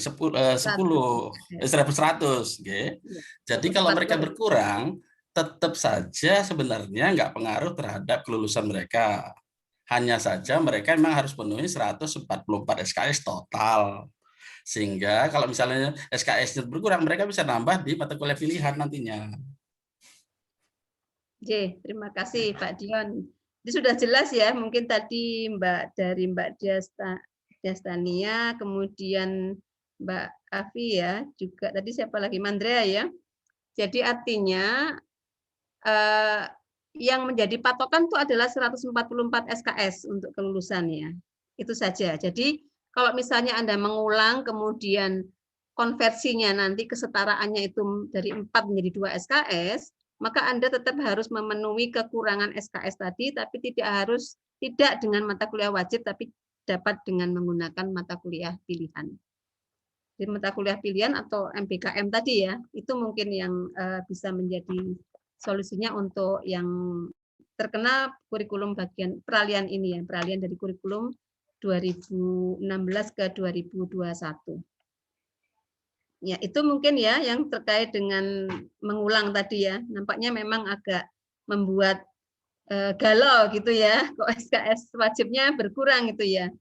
Tapi Anda kan nanti tidak menjadi akan lebih diuntungkan karena Anda bisa menambahnya dari mata kuliah pilihan atau mata kuliah MBKM.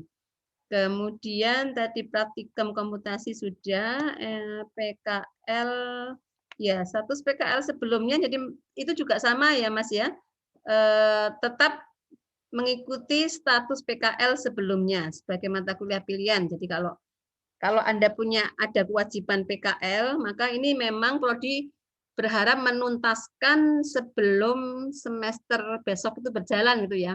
Untuk mahasiswa-mahasiswa yang sudah PKL dan sampai saat ini belum ujian, itu kita mengharapkan supaya segera ujian sehingga Anda pelaksanaannya sudah selesai dan dituntaskan melalui KRS yang semester kemarin gitu ya. Jadi nilainya bisa dikeluarkan. Kemudian yang terkait asistensi praktikum di SKPI atau di konversi ke SKS tadi itu bisa dilakukan, memang bisa dilakukan dua-duanya. Jadi kalau misalnya Anda tadi misalnya angkatan 2018 ya. Tadi saya contohkan misalnya sudah penuh, sudah 100 berapa misalnya, sudah 138 misalnya. Sehingga dengan tugas akhir kan Anda sudah 144. Tapi Anda ingin misalnya asistensi praktikum itu dikonversikan masuk ke dalam SKS, itu juga bisa, tetapi Anda nanti ketika yudisium otomatis harus bisa Anda lulus dengan lebih dari 144. Jadi minimal 144 itu yang harus dipegang gitu ya, intinya. Kemudian kalau Anda menghendaki itu di SKPI juga bisa, jadi Anda tidak mengklaim untuk asistensi praktikum itu dimasukkan di dalam SKS, MBKM gitu ya. Itu ya tadi yang untuk Mbak Zuhdi gitu ya. Mudah-mudahan bisa cukup jelas gitu ya. Bagaimana yang bertanya? Halo, halo. Sudah, ya Mbak Zuhdi sudah merespon di message. Bagaimana Pak Sofyan, apakah masih ada diskusi lagi ini dari mahasiswa? Silakan jika mungkin masih ada yang ingin ditanyakan dari mahasiswa. Silakan. Ini yang resen ini udah kan tadi ya? Permisi Bu, sepertinya yang tadi punya saya kayaknya belum ya. Yang bagian mana ya Mas Afif? Yang bagian kalau misalnya yang untuk mitra MBKM itu, kalau misalnya saya sudah pernah PKL di sana, apakah sudah termasuk ke mitra MBKM gitu Bu? Kalau yang jadi tadi saya sebenarnya sudah menjawab ya. Jadi yang untuk PKL sebelumnya itu Anda segera mentuntaskan di semester ini gitu ya. Kan memang harusnya Anda semester ini harus sudah melaporkan kan ya gitu. Ya, itu Bu. Maksudnya. Jadi sehingga segera kita proses untuk pemberian nilainya gitu ya Mas Afif ya. Karena nanti yang untuk MBKM itu akan berbeda, apa namanya, prosesnya akan berbeda dengan yang PKL sebelumnya. Demikian juga dengan masa magangnya itu juga akan berbeda dengan PKL sebelumnya. Jadi ada beberapa tahapan yang akan dinilai nantinya ya. Mungkin buat konfirmasi lagi, berarti kalau misalnya saya sudah PKL di tempat itu, ya. Berarti untuk MBKM-nya nanti itu belum tentu bisa jadi mitra ya itu?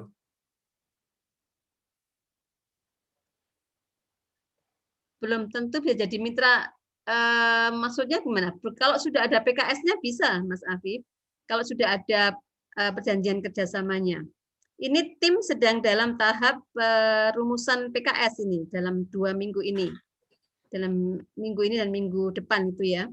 Jadi nanti kita akan, kalau misalnya Mas Afif ada apa namanya itu lembaga mitranya, silakan saja menginformasikan ke Prodi, nanti akan kita tindak lanjuti jika memang bisa kita buat PKS-nya, sehingga nanti mahasiswa bisa juga mengajukan untuk praktik kerja dalam konteks MBKM di perusahaan tersebut. Jadi kalau bisa kita akui MBKM jika ada perjanjian kerjasamanya gitu ya. Iya, baik Bu. Terima kasih Begitu Bu. ya, Mas Afif, ya. Iya. Iya, sama-sama.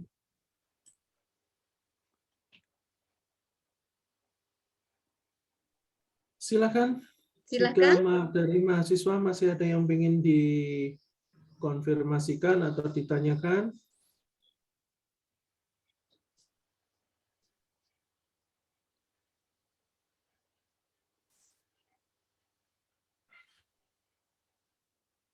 Sudah jelas, Pak.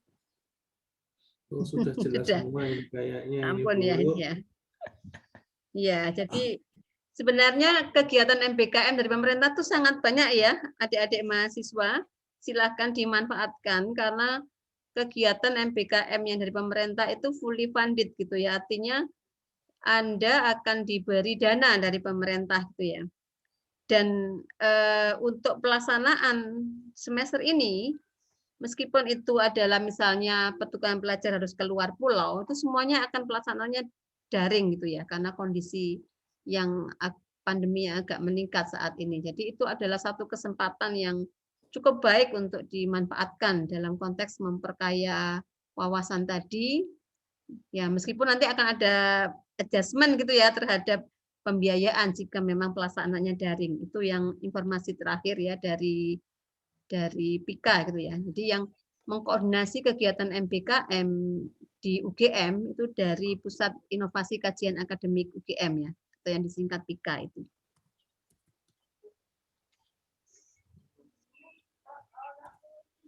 Monggo Pak Sofyan kalau tidak ada lagi. Bu Indri boleh sedikit Bu Indri?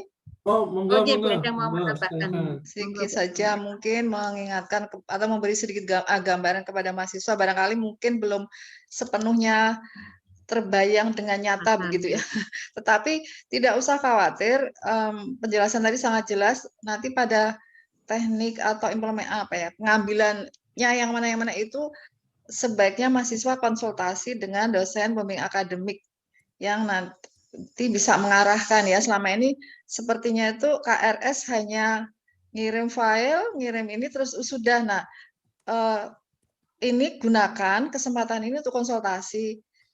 Sebaiknya yang mana yang diambil, karena tidak selalu satu paket itu bisa terambil 20, padahal mahasiswa punya hak 20, sehingga sebaiknya kekurangan mengambil yang mana. Itu saya kira nantinya gitu akan lebih baik kalau kalian itu konsultasikan dengan dosen pembimbing. Ya, karena seingat saya semua dosen di kimia sudah atau punya kewajiban gitu, sudah diamanai oleh departemen untuk mengarahkan mahasiswa bimbingan akademiknya.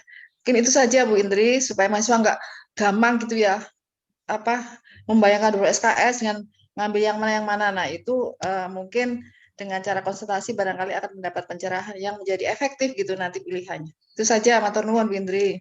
Terima kasih Bu Endang. Ya demikian adik-adik mahasiswa, Bu Endang sudah juga memberikan saran yang cukup baik gitu ya. Jadi supaya dimanfaatkan sekarang konsultasi akademiknya. Jadi nanti dosen juga akan ada sosialisasi yang terkait untuk MBKM itu ya secara detail nanti. Sehingga nanti adik-adik bisa bertanya lebih banyak pada dosen pembimbing akademiknya. Dan setiap kegiatan MBKM itu harus selalu ada dosen pembimbing dari prodi gitu ya. Kecuali yang pertukaran mahasiswa ya, kecuali yang pertukaran mahasiswa itu mengambil mata kuliah tadi di luar perguruan tinggi kita gitu ya. Jadi itu juga bisa adik-adik manfaatkan tuh nanti kerjasama kita dengan perguruan tinggi pembina yang terakreditasi RSC. Jadi adik-adik bisa kuliah di ITB atau di UI secara daring ya di semester depan. Mungkin itu tambahannya. Silakan Pak Sofyan. Oke, kalau dari mahasiswa sudah tidak ada beneran, monggo Bu Iin kalau mau dikasih closing statement-nya. Udah pakai closing statement ya. Ya biar sah kok Bu.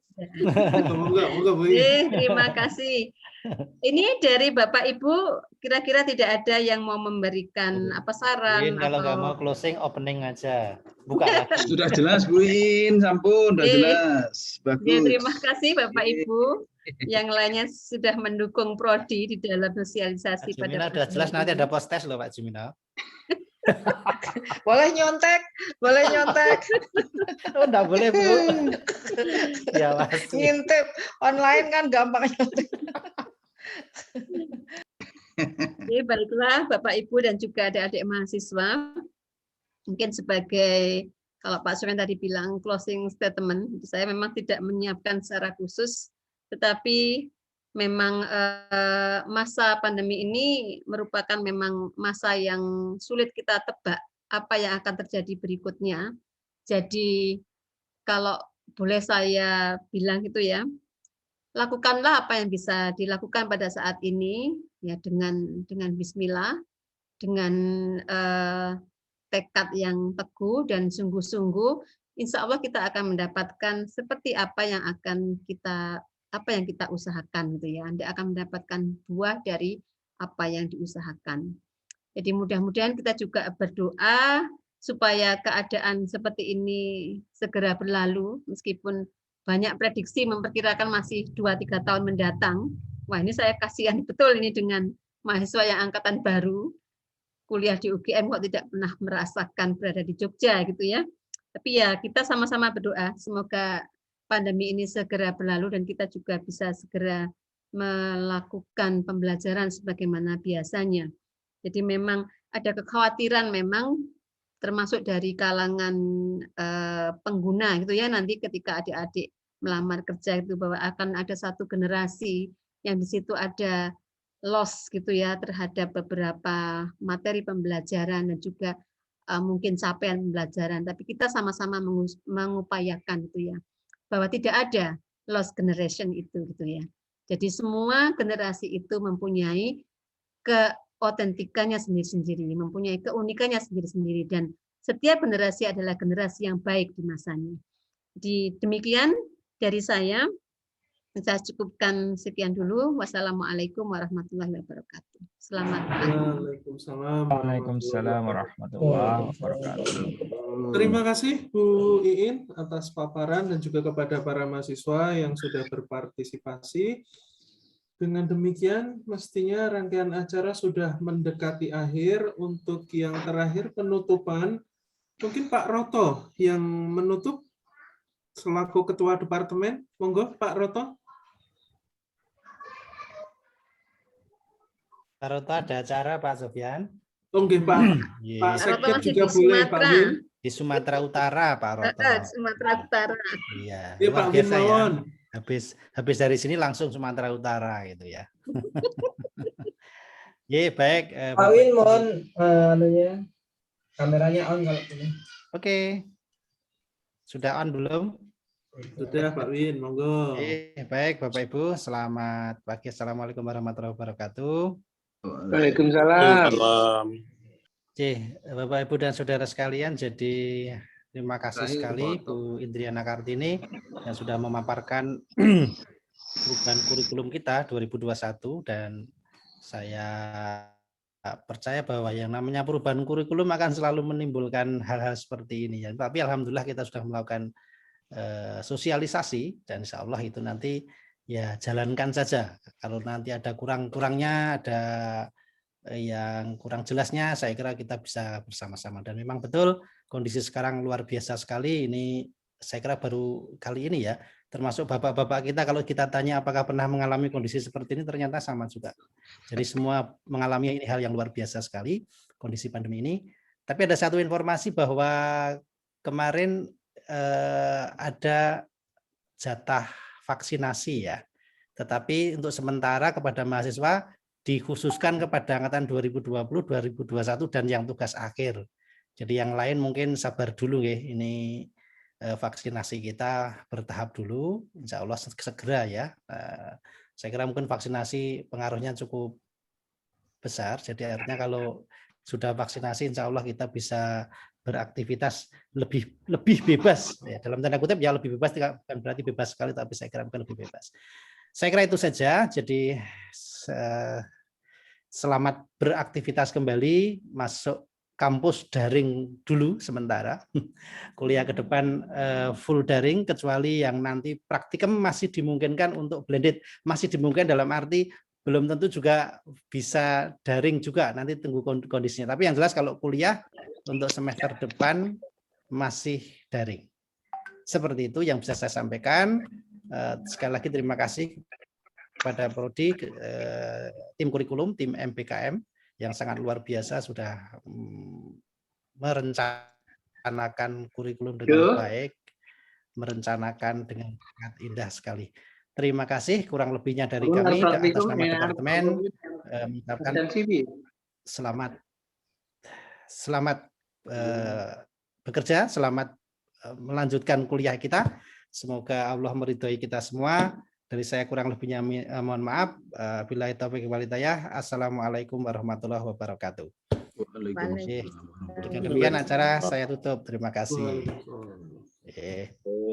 Amin. Terima kasih Pak Winarto atas penutupannya. Dengan demikian seluruh acara sudah selesai. Saya selaku pembawa acara mohon maaf jika dalam membawakan acara pagi ini ada yang kurang berkenan. Saya ucapkan sekali lagi terima kasih yang sebesar-besarnya kepada Pak Dekan, Pak Wakil Dekan, kemudian Pak Kadep, Pak Sekdep, Bapak Ibu Kepala Lab, Bapak Ibu Ketua Minat, tim kurikulum, dan adik-adik mahasiswa semua. Selamat beraktivitas kembali. Saya akhiri. Selamat pagi menjelang siang. Assalamualaikum warahmatullahi wabarakatuh. Waalaikumsalam. Monggo makan siang. Makan siang secara virtual.